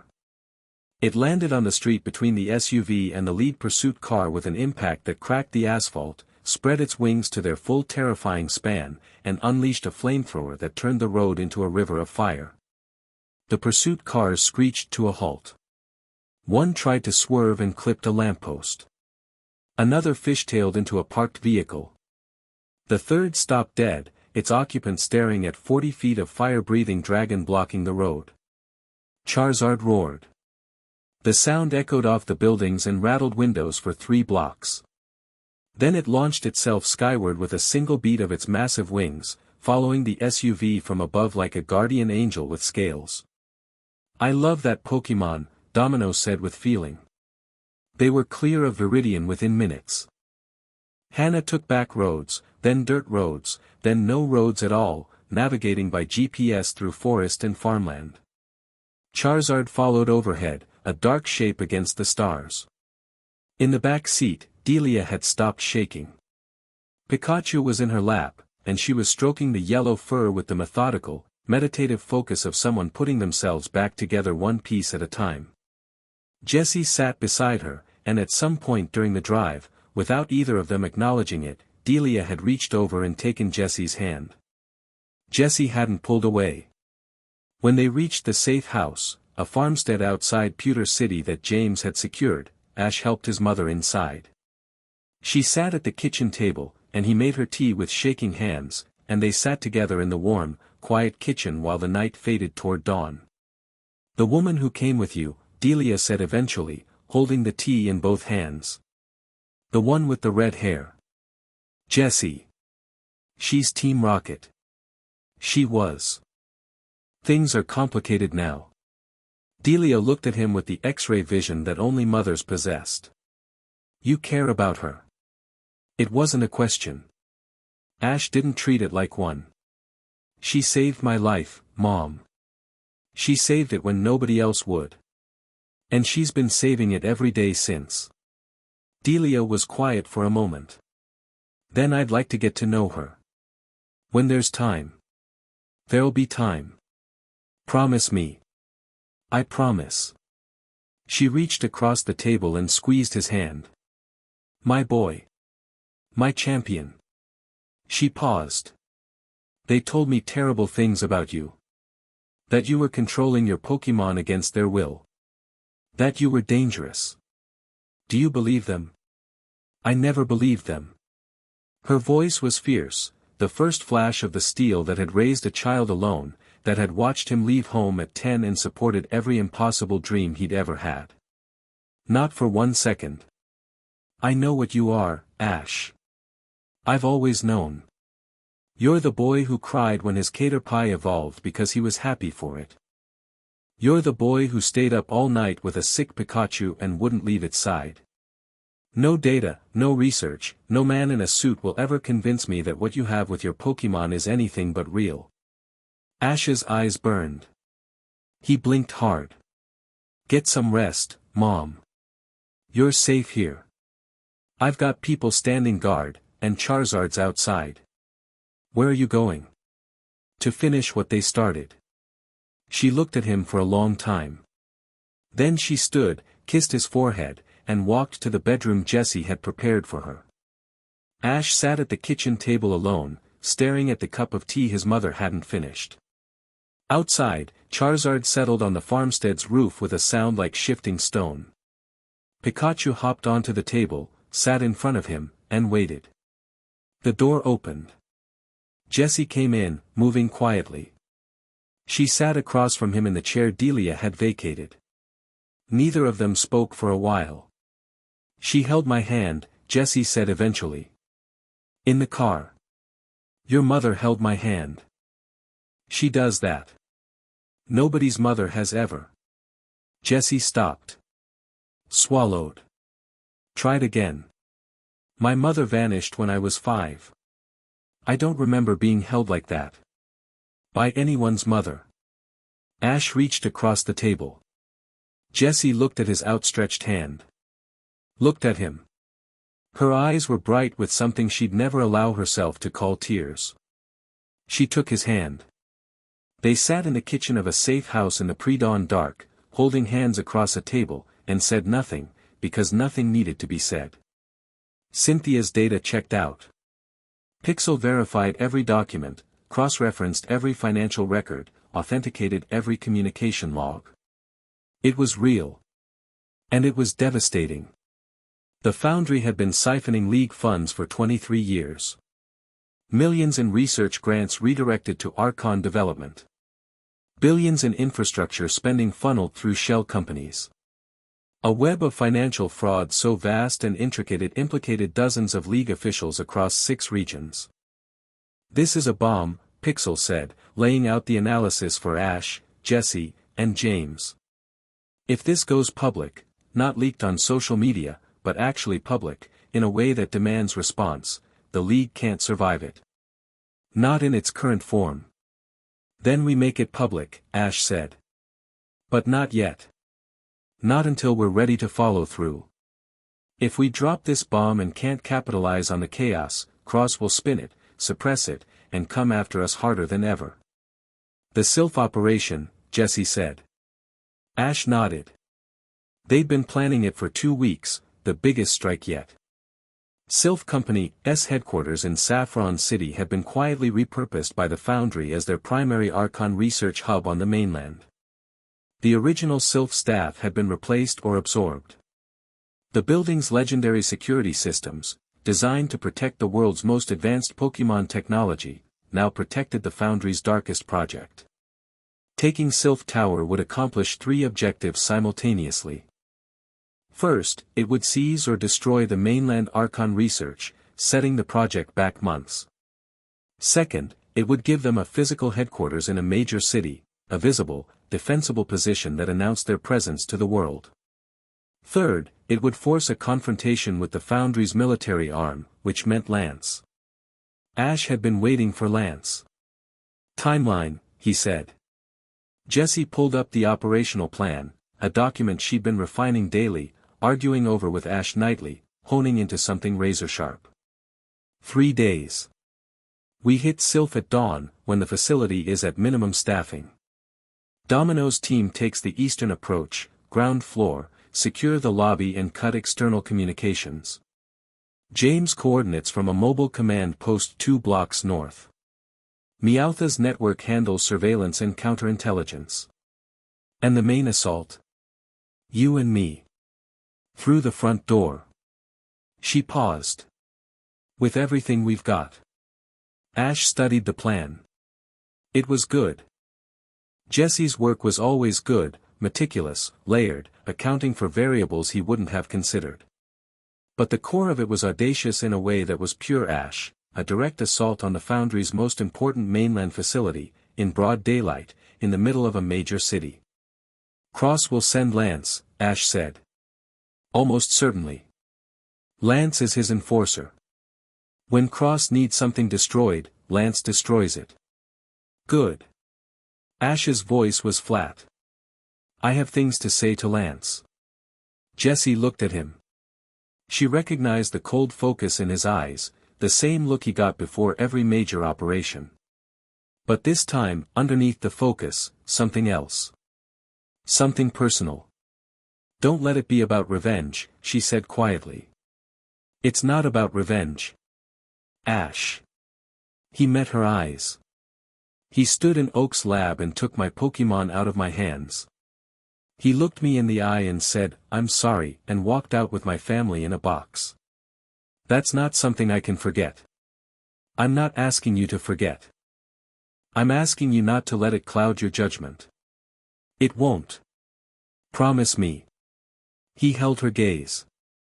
The hardness in his expression softened, just slightly, just for her. I promise. She nodded. Turned back to the plan. They worked until dawn, refining details, anticipating countermoves, preparing for the biggest battle of the war so far. But before Silph, there was something else Ash needed to do. Something he'd been avoiding. Something that couldn't wait any longer. Misty found him. Or rather, Misty tracked him through 3 false leads, 2 dead-end safe houses, and a labyrinthine network of misdirections that would have stopped anyone without the ferocious determination of a water-type gym leader who'd decided she wasn't going to be put off. She showed up at the Pewter City farmstead, the same one where Ash's mother was recovering, having apparently convinced Brock to help her trace Ash's supply routes. Brock, to his credit, wasn't with her. He'd gotten her close and then backed off, understanding that this conversation needed to happen between the two of them. Ash was in the barn, working with Greninja on close-quarters combat techniques, when Pikachu's ears perked up. The little mouse turned toward the barn door, and Ash followed its gaze. Misty stood in the doorway. She was wearing traveling clothes, a pack on her back, and she looked like she'd walked through hell to get there. Her orange hair was tangled. Her clothes were dusty. Her pokeballs were on her belt, but her hands were at her sides, open, visible. Not a threat. They stared at each other across the barn. Hi, Misty said. How'd you find me? I'm stubborn. That's not an answer. It's the only one you're getting. She took a breath. Can we talk? Ash recalled Greninja and leaned against a post. Talk. Misty flinched at the flatness in his voice but stood her ground. She came into the barn, dropped her pack by the door, and sat on a hay bale across from him. The distance between them, 15 feet of barn floor, felt like an ocean. I saw your broadcasts, she said. The leaked documents. Pixel's reports on Archon. She paused. I've been doing my own research since that night. Talking to people. Reading studies the foundry never meant for us to see. And the data they showed us was manipulated. Her voice cracked on the word, and she pressed on through the crack like a swimmer pushing through a wave. The brain scans were real, your neural patterns are anomalous. But the interpretation, the claim that you override Pokémon will, that was fabricated. I found the original research it was based on. A study from the Ether Foundation, 20 years ago, on human Pokémon psychic resonance. The actual findings showed that strong bonds harmonize neural patterns. Both human and Pokémon brains synchronize willingly. It's not control, it's... She searched for the word. Symphony, Ash said. Giovanni's word. Yes. Misty's eyes filled with tears, but she kept talking. They took a study that proved partnership was real, that it was beautiful, and they twisted it into a weapon against you. And I believed them. I stood in that room and I looked at you and I said, her voice broke entirely. She pressed her hands over her face. God, Ash, I told you your Pokémon's love wasn't real. I said that to you. How does anyone come back from saying that? Ash watched her cry.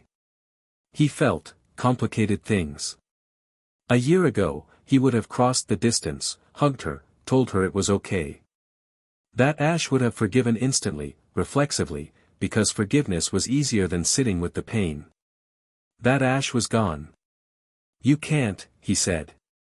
Misty looked up, tears on her cheeks. You can't come back from it, Ash continued. His voice was steady, and that steadiness was harder than any anger would have been. Not all the way. Something broke that night, Misty. Between us. Something that was there since we were 10 years old, since you pulled me out of that river and yelled at me about your bike. I trusted you. More than almost anyone. And you stood in front of me and told me that everything I am is a lie. I was wrong, you were wrong. And you were scared. And you were manipulated by people who are very good at manipulating. I understand all of that. He paused. But understanding isn't the same as forgiving. And forgiving isn't the same as trusting. I can understand what happened to you. I can probably even forgive it, eventually. But I don't trust you anymore. And I don't know if I ever will again. The words landed like stones. Misty absorbed each one with a visible flinch. What about Brock? She asked quietly. Same. He's been destroyed by this, Ash. He quit the clinic. He can't look at himself in the mirror. He spent 3 weeks trying to replicate the Foundry's research and proving it was fraudulent, and when he succeeded, she stopped. He threw up. He proved the data was fake and then he locked himself in a bathroom and threw up. Ash closed his eyes. Brock. The man who traveled beside him through Kanto and Johto, who'd cooked his meals and tended his Pokémon and been more of a big brother than anyone in the world. The image of Brock, kind, steady, reliable Brock, alone in a bathroom, sick with the realization of what he'd done, was a wound Ash didn't want to feel. He felt it anyway. Tell him I believe him, Ash said. Tell him I know the data was fake and I know he was lied to. But I can't have him near me right now. Either of you. Not because I hate you, I don't. Because every time I look at your faces, I'm back in that lab, and my Pokémon are being taken, and the people I loved are telling me I'm a monster. I can't carry that and fight a war at the same time. Misty wiped her eyes with the back of her hand. The gesture was so familiar, he'd seen her do it 1,000 times, after arguments and battles and movies she wouldn't admit made her cry, that it pierced something in his chest. "There's a war coming," Ash said. "A real one. Not just us versus the foundry, something bigger. Something cosmic. When that happens, I'm going to need every ally I can get. And when that moment comes, if you and Brock are standing on the right side, I'll fight beside you. But not trust us. Not yet. Maybe not ever." He met her eyes. "But fighting beside someone is a start. It's how trust gets built. From scratch." Misty stared at him for a long time. Then she nodded. A small, broken nod that conceded nothing and accepted everything. "I'm sorry, Ash. I know that's not enough. I know it might never be enough. But I need you to hear it, just once, from me looking you in the eye." "I hear it." She stood. Picked up her pack. Walked to the barn door. Paused. "The woman you're with," she said, not turning around. "The Team Rocket one. Jessie." Ash tensed. "What about her?" "She saved you when we abandoned you. She stood by you when we betrayed you. She saw what we should have seen." Misty's voice was thick but steady.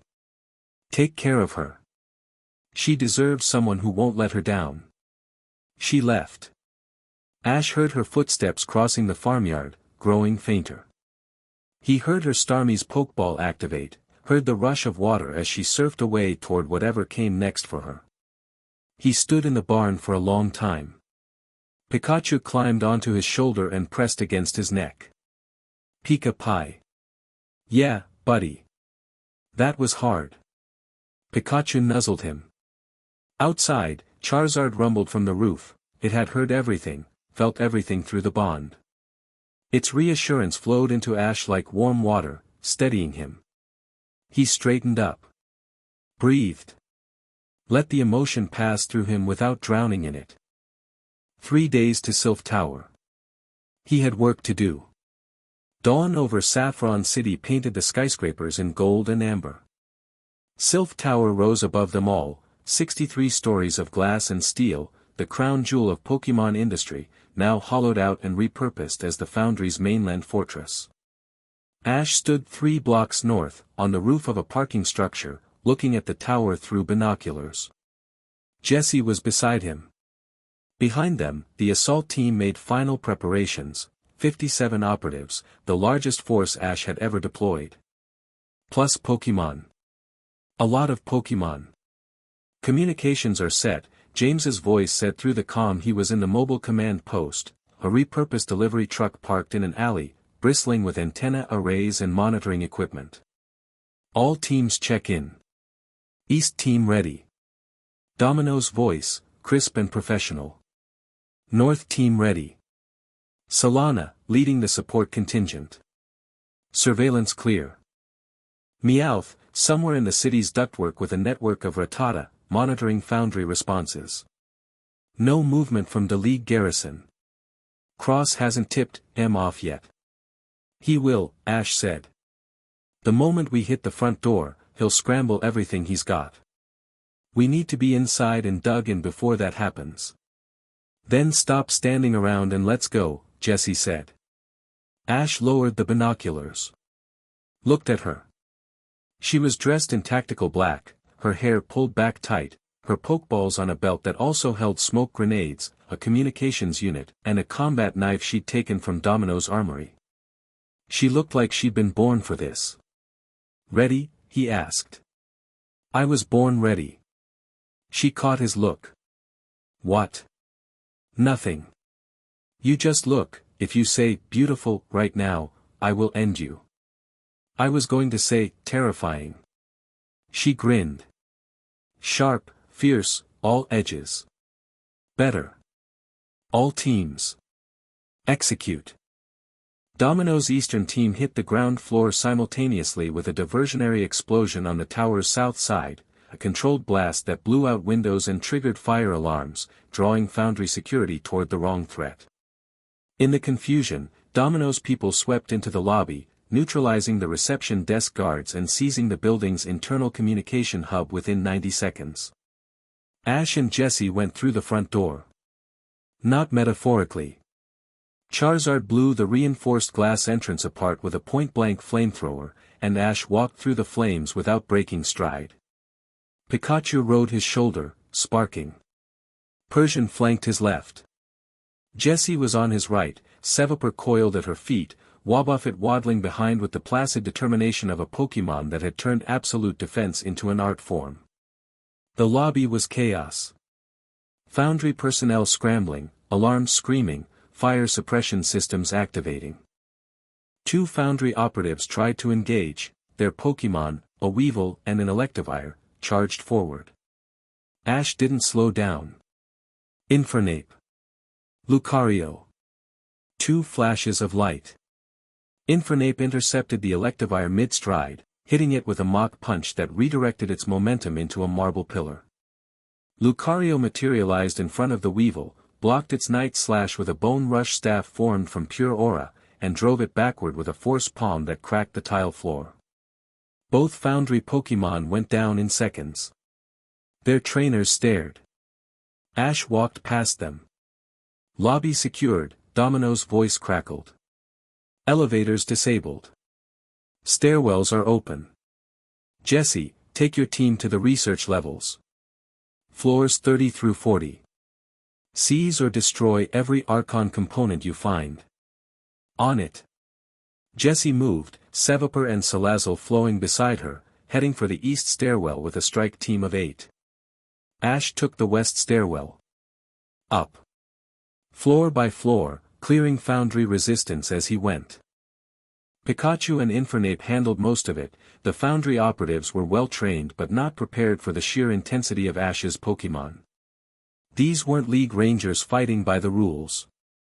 These were Pokémon who'd been imprisoned, separated from their trainer, and freed, and they fought with the desperate ferocity of beings who would never be caged again.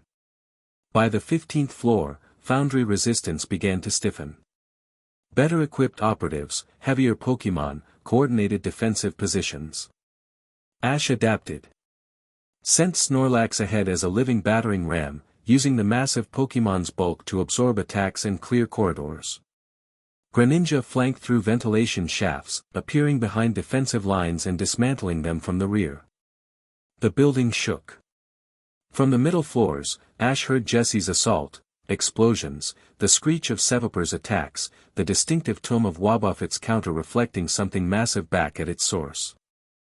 She was tearing through the research levels with methodical violence, and even through walls and floors, Ash could feel her fierce, focused energy. He reached the 40th floor. The executive levels. The hallways here were wider, the decor more expensive. Cross's mainland command center. The corridor ahead was empty. Too empty. Ash stopped. Pikachu's ears went flat. Lance, Ash said to the silence. The Dragon Master stepped out of a doorway 20 yards ahead. He was in full battle gear, his signature cape, heavy boots, and a belt carrying 6 Pokeballs that represented decades of dragon mastery. His expression was the same as it had been at Oak's lab, composed, certain, carrying the weight of a decision he'd made and would not unmake. Ash. Lance's voice echoed in the empty corridor. I'd say I'm surprised, but I'm not. Cross said you'd come here. Cross is right about a lot of things. Not about the things that matter. That's a matter of perspective. Lance unclipped a Pokeball. I don't want to fight you. Then step aside. I can't do that. You know I can't. Ash recalled his team except for Pikachu. This was going to be one-on-one.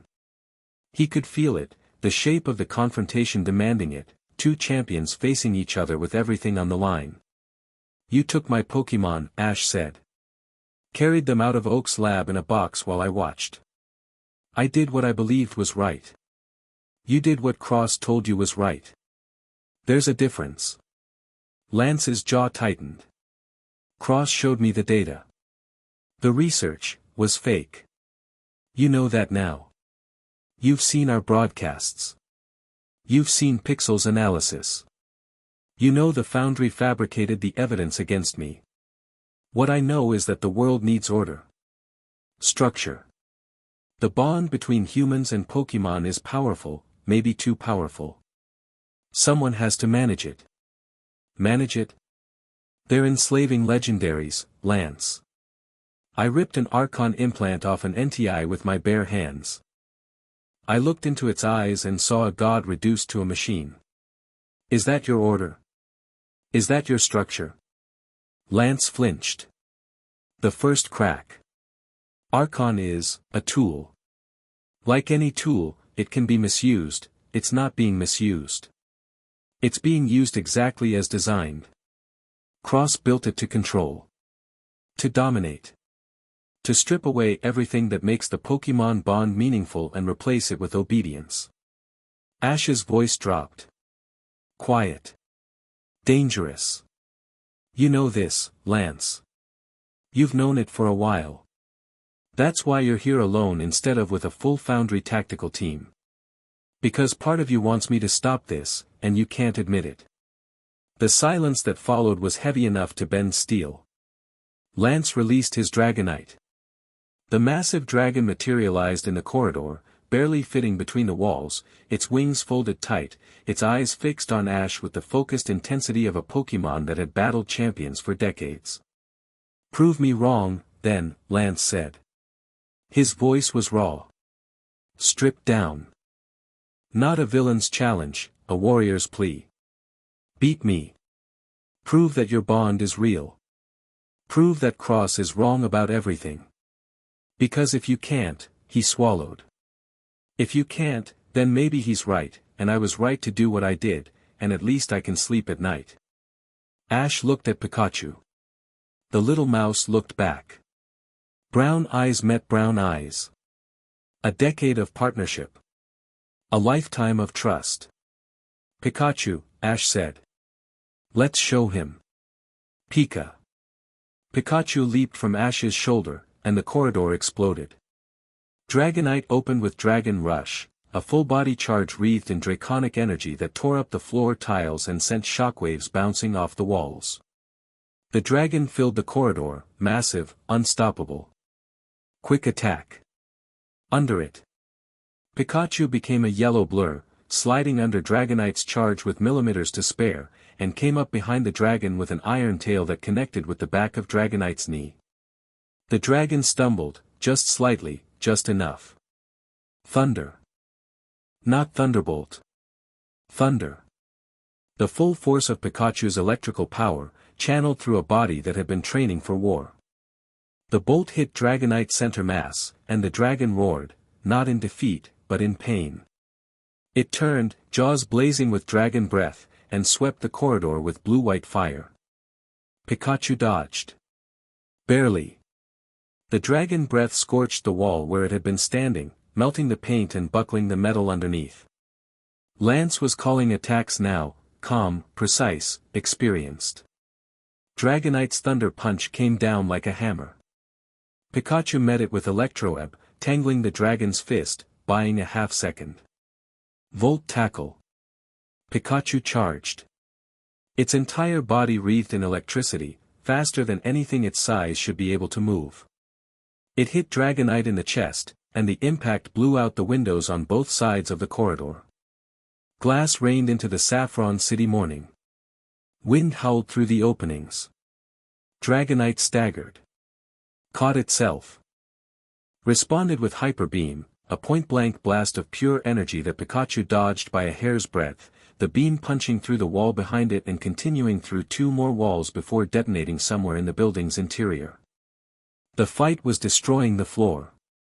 Ceiling tiles collapsed. Light fixtures sparked and fell. The building groaned around them. Outrage, Lance commanded. Dragonite's eyes went red. It attacked with blind, overwhelming fury, fists, tail, jaws, wings, every part of its massive body becoming a weapon. The corridor disintegrated around the onslaught. Pikachu dodged, ducked, weaved, taking a glancing blow from Dragonite's tail that sent it skidding across the rubble-strewn floor. Pikachu. Pikachu picked itself up. Shook it off. Sparks crackled across its cheeks, and something changed in the little mouse's expression. Not anger. Not desperation. Resolution. Ash felt it through the bond. Pikachu was saying, enough. 10 million volt thunderbolt. He didn't know where the name came from. It just appeared in his mind, fully formed, like a door opening onto something that had always existed. Pikachu's body blazed. Every shade of electrical energy, yellow, orange, red, blue, violet, white, erupted from the small mouse Pokémon in a display that turned the entire floor of Silph Tower into a lightning storm. The bolts converged on Dragonite, hitting it from every angle simultaneously, and the dragon, one of the most powerful Pokémon in the world, went rigid, every muscle locked, and then collapsed. The silence that followed was absolute. Dragonite lay on the demolished corridor floor, unconscious. Not seriously injured, Pikachu had calibrated the attack to overwhelm, not destroy. But completely, undeniably defeated. Lance stared at his fallen Pokémon. Then at Pikachu. Then at Ash. That's not possible, he whispered. A Pikachu can't, a Pikachu that chooses to fight can do anything, Ash said. That's what you never understood. That's what Cross never understood. It's not about power. It's about will. Pikachu isn't strong because I make it strong. Pikachu is strong because it wants to be. Because it fights for something real. Can your Archon replicate that? Can your machines build loyalty? Can Director cross-program love?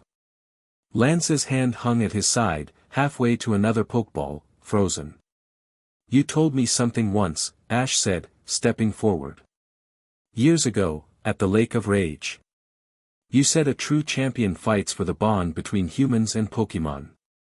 You said it's the most sacred thing in the world. He stopped 3 feet from Lance. Close enough to see the conflict tearing the man apart. Did you mean it? Lance closed his eyes. His hand dropped. Yes, he said. Barely audible. I meant it. Then start acting like it. Lance recalled Dragonite without opening his eyes. When he opened them, they were wet. Cross has 3 legendaries in the Nexus, he said. His voice was hollow. Gutted. Suicune, Raikou, and Lugia.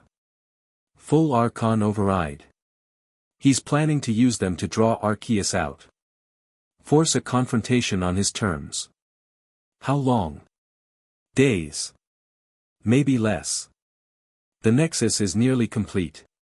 And the Sevii Island facility? Coordinates encrypted in the League's military database. I can get them. Ash studied him. This wasn't a defeated enemy offering intelligence to save his skin. This was a man whose belief system had just been shattered, standing in the wreckage, choosing to do the right thing because there was nothing else left. Get them.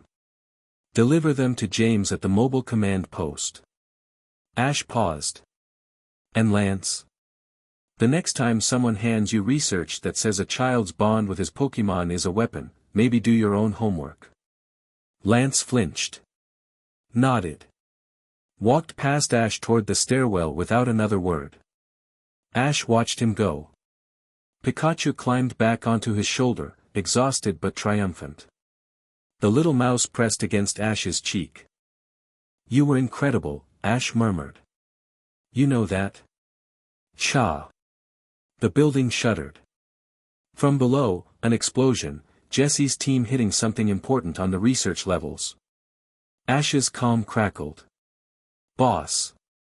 Jessie's voice, breathing hard, alive with adrenaline. Research levels secured. Archon lab is demolished. We've got servers full of data and enough prototype components to fill a truck. Also, I blew up something that looked expensive. You're welcome. Despite everything, the battle, the bruises, the weight of what was coming, Ash smiled. Good work. Get the data out. We're holding this building. Holding it? As in staying? As in planting our flag. Silf Tower belongs to us now. Let Cross try to take it back. A pause. Then Jessie laughed, sharp, exhilarated, the laugh of a woman who'd spent her life being underestimated and was watching the world catch up to her. You heard the boss, she said to her team. We're home. The sky cracked at sunset. Ash was on the roof of Silf Tower when it happened. He'd been checking defensive positions, they'd fortified the building's entrances, deployed Pokemon patrols, set up communications with James's command network. The tower was theirs, and for the first time since the war began, they held ground in a major city. Saffron's civilian population had been evacuated from the surrounding blocks, Ash's orders, non-negotiable. Whatever came next, no bystanders would be caught in it.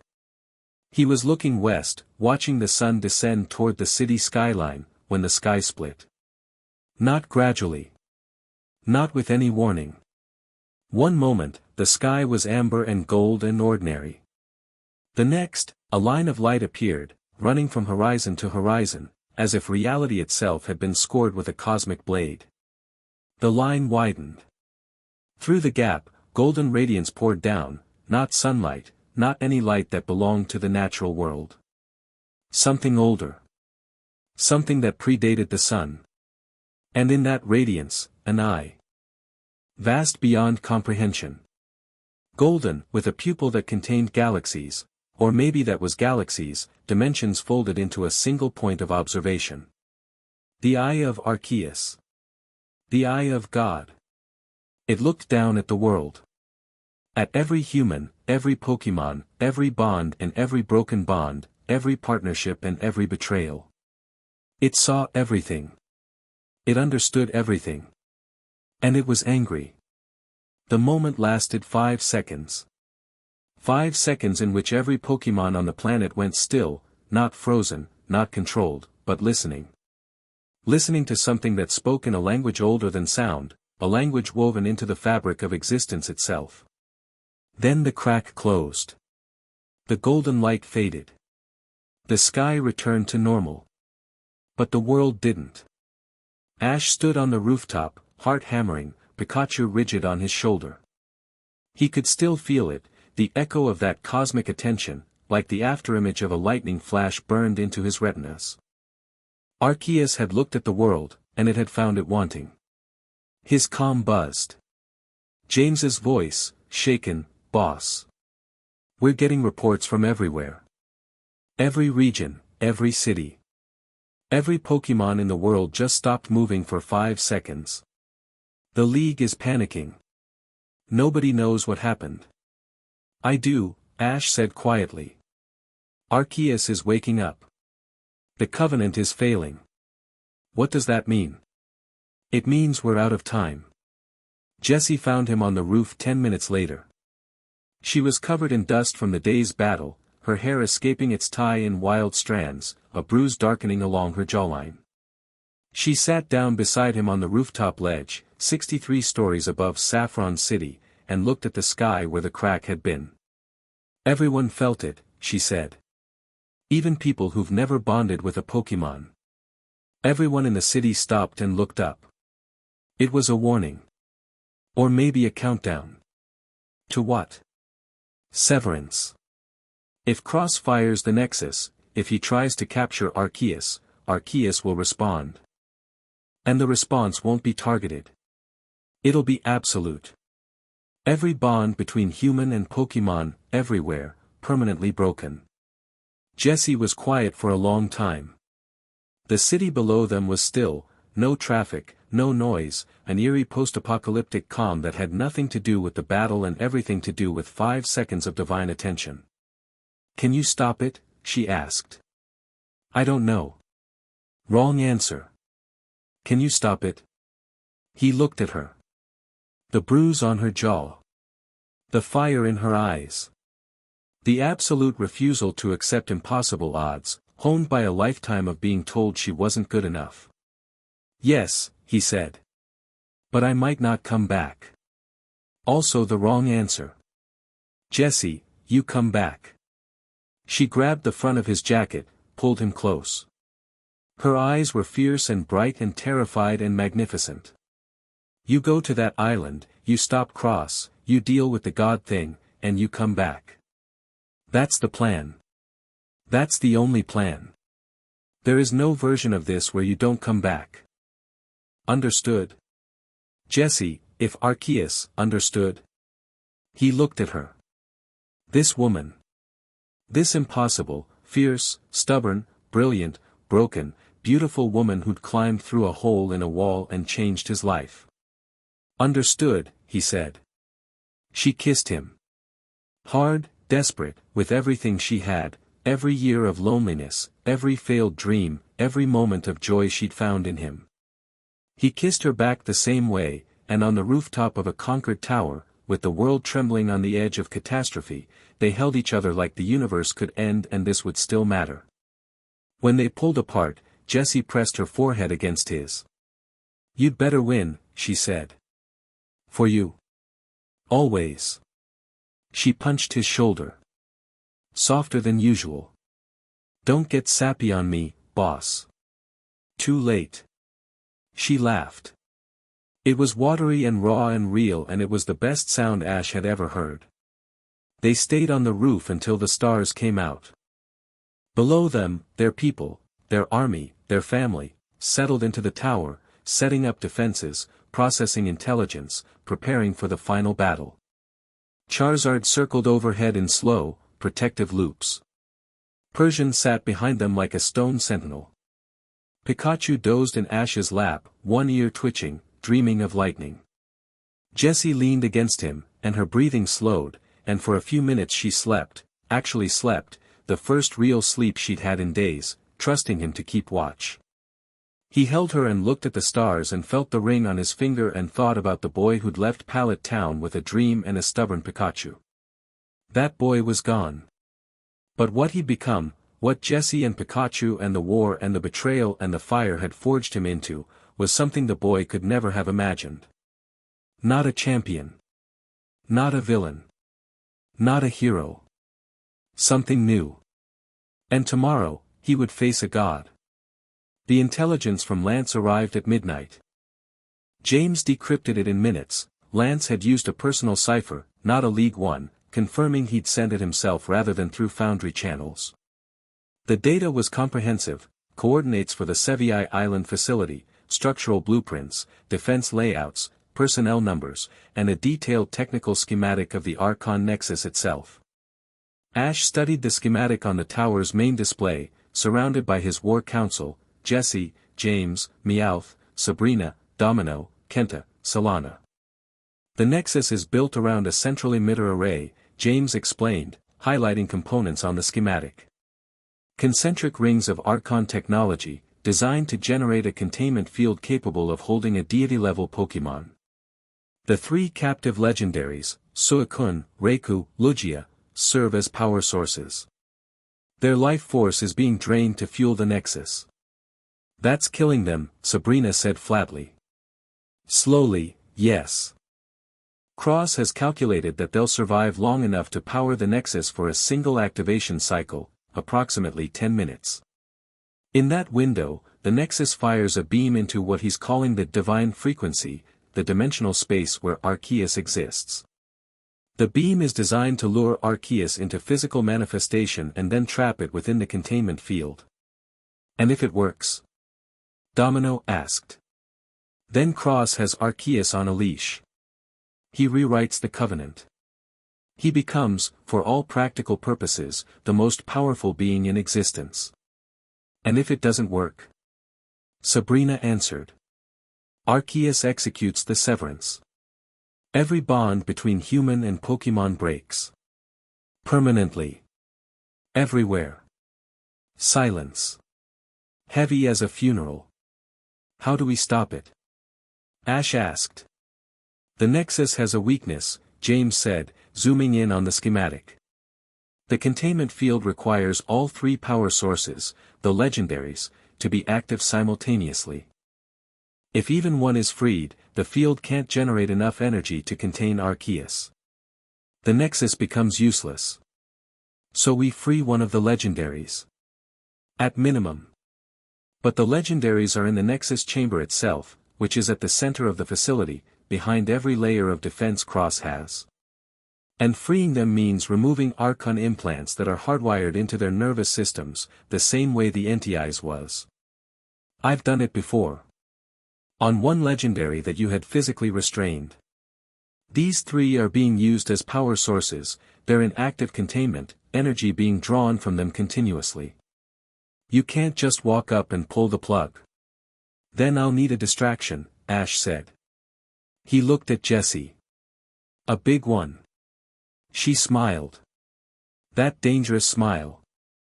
How big? Big enough to pull every defender in the facility away from the Nexus chamber. Big enough that Cross has to choose between protecting the Nexus and protecting everything else. I can do that. I know you can. He turned to the council. Here's the plan. We hit the island with everything we have. Jessie leads the main assault, western approach, maximum force, maximum noise. Draw out the defenders, engage them in the open, make it impossible for Cross to ignore. Domino takes the eastern approach with a secondary team, infiltration, hit their communications and supply infrastructure. James coordinates from a mobile command post offshore. And you? Meowth asked. I go through the middle. Small team. Me, Sabrina, and my Pokemon. We reach the Nexus chamber while everyone's fighting, free the legendaries, and shut the Nexus down. You'll be walking into the most heavily defended room on the island with 2 people, Jessie said. Not objecting, clarifying. 2 people and 6 Pokemon who've been through hell and came out the other side. And a psychic who can see through walls. He looked at Sabrina. Can you do it? Sabrina's enhancers pulsed. Cross designed these to make me a weapon. I'd very much like to use them against him. That's a yes.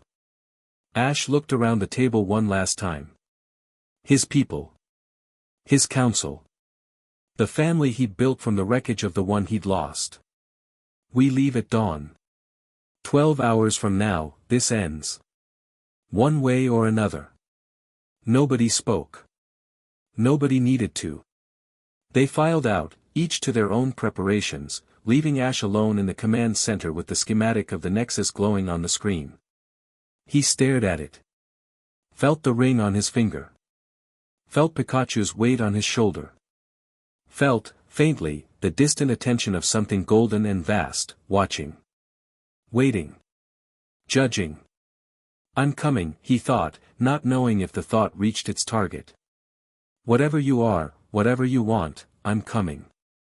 And I'm going to show you what partnership really means. The golden attention pulsed. Once. Then it was gone. And below the Sevier Islands, in a facility buried beneath rock and sea, Director Harlan Cross stood in the Nexus chamber and watched his machine hum to life. 3 legendary Pokemon hung in containment pods, their life force spiraling into the rings of technology that surrounded them. Their eyes were blank. Their wills were gone. Their power, ancient, sacred, meant for something far greater than this, fed the machine like coal feeds a furnace. Cross placed his hand on the central console. Felt the power building. Felt the dimensional frequency aligning. Almost, he murmured. Almost time.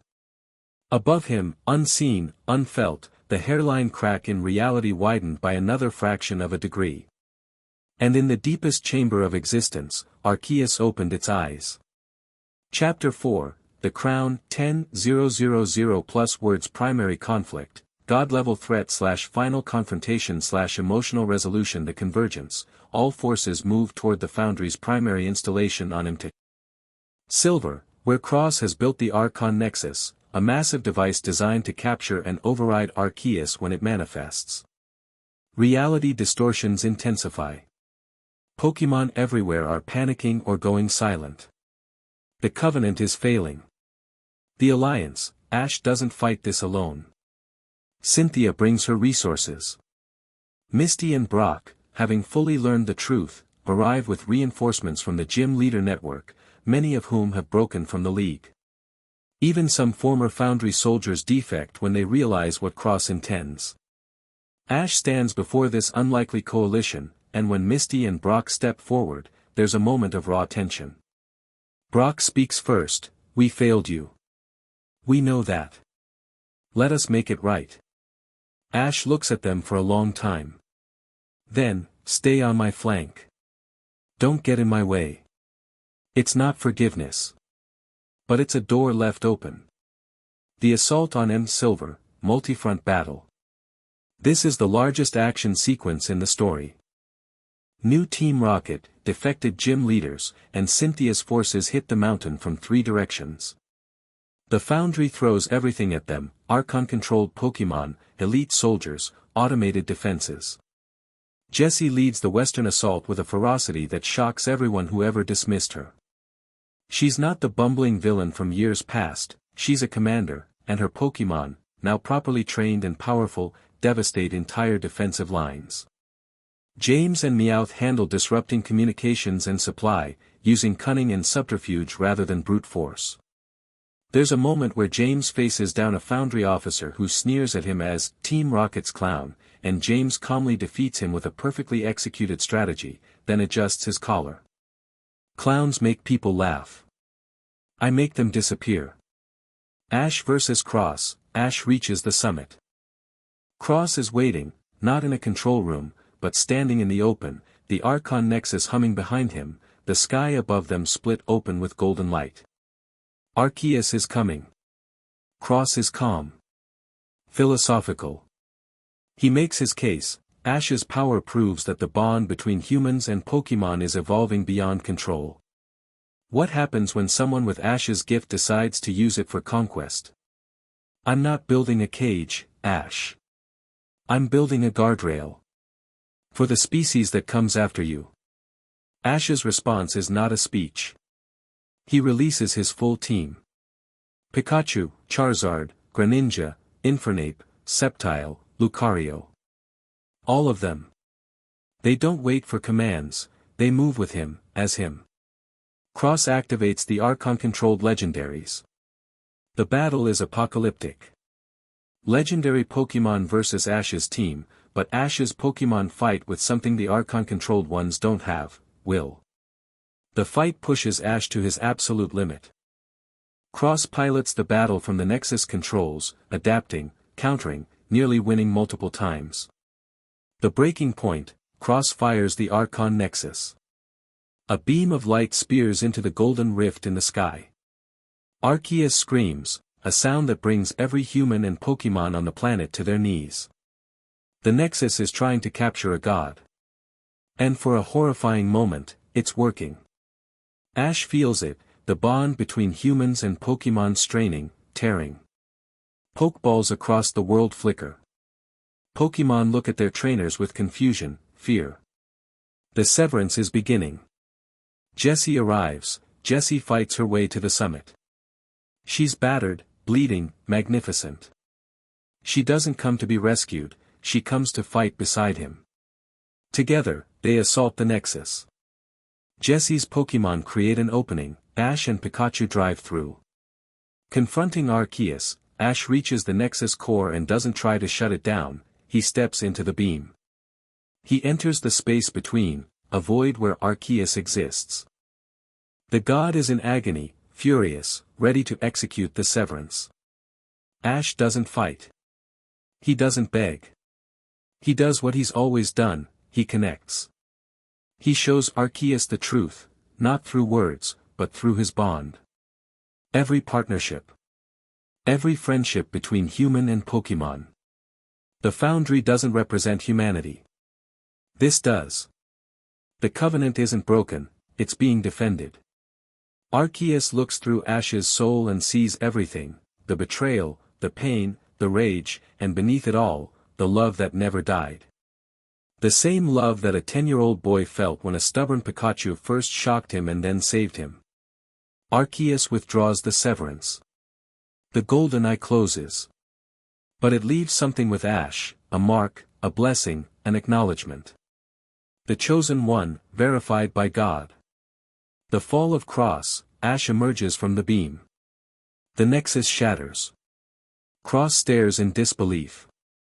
Without the nexus, the archon-controlled legendaries are freed, and they are angry.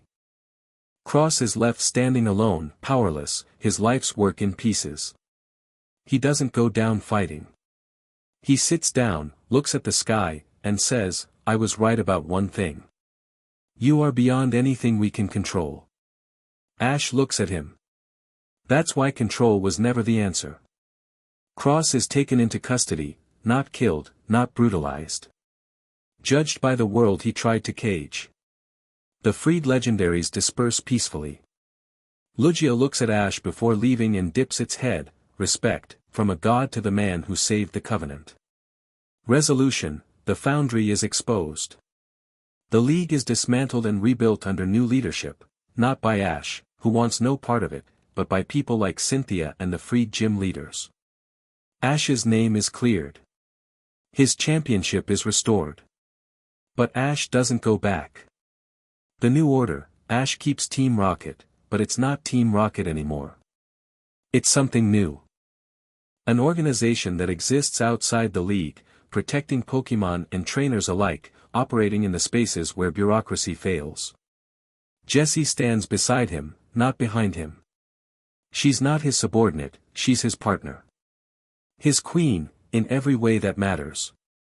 Final scene, Pallet Town. Ash visits his mother, who's recovering. They sit on the porch. She asks if he's coming home. He looks at Jessie waiting by the gate, Pikachu on her shoulder. Pikachu adores her now, James and Meowth arguing about something in the car. He smiles, the first real smile in a long time. "I am home," he says. "It just looks different now." He walks to Jessie. She raises an eyebrow. "Done being sentimental?" "Never." She rolls her eyes.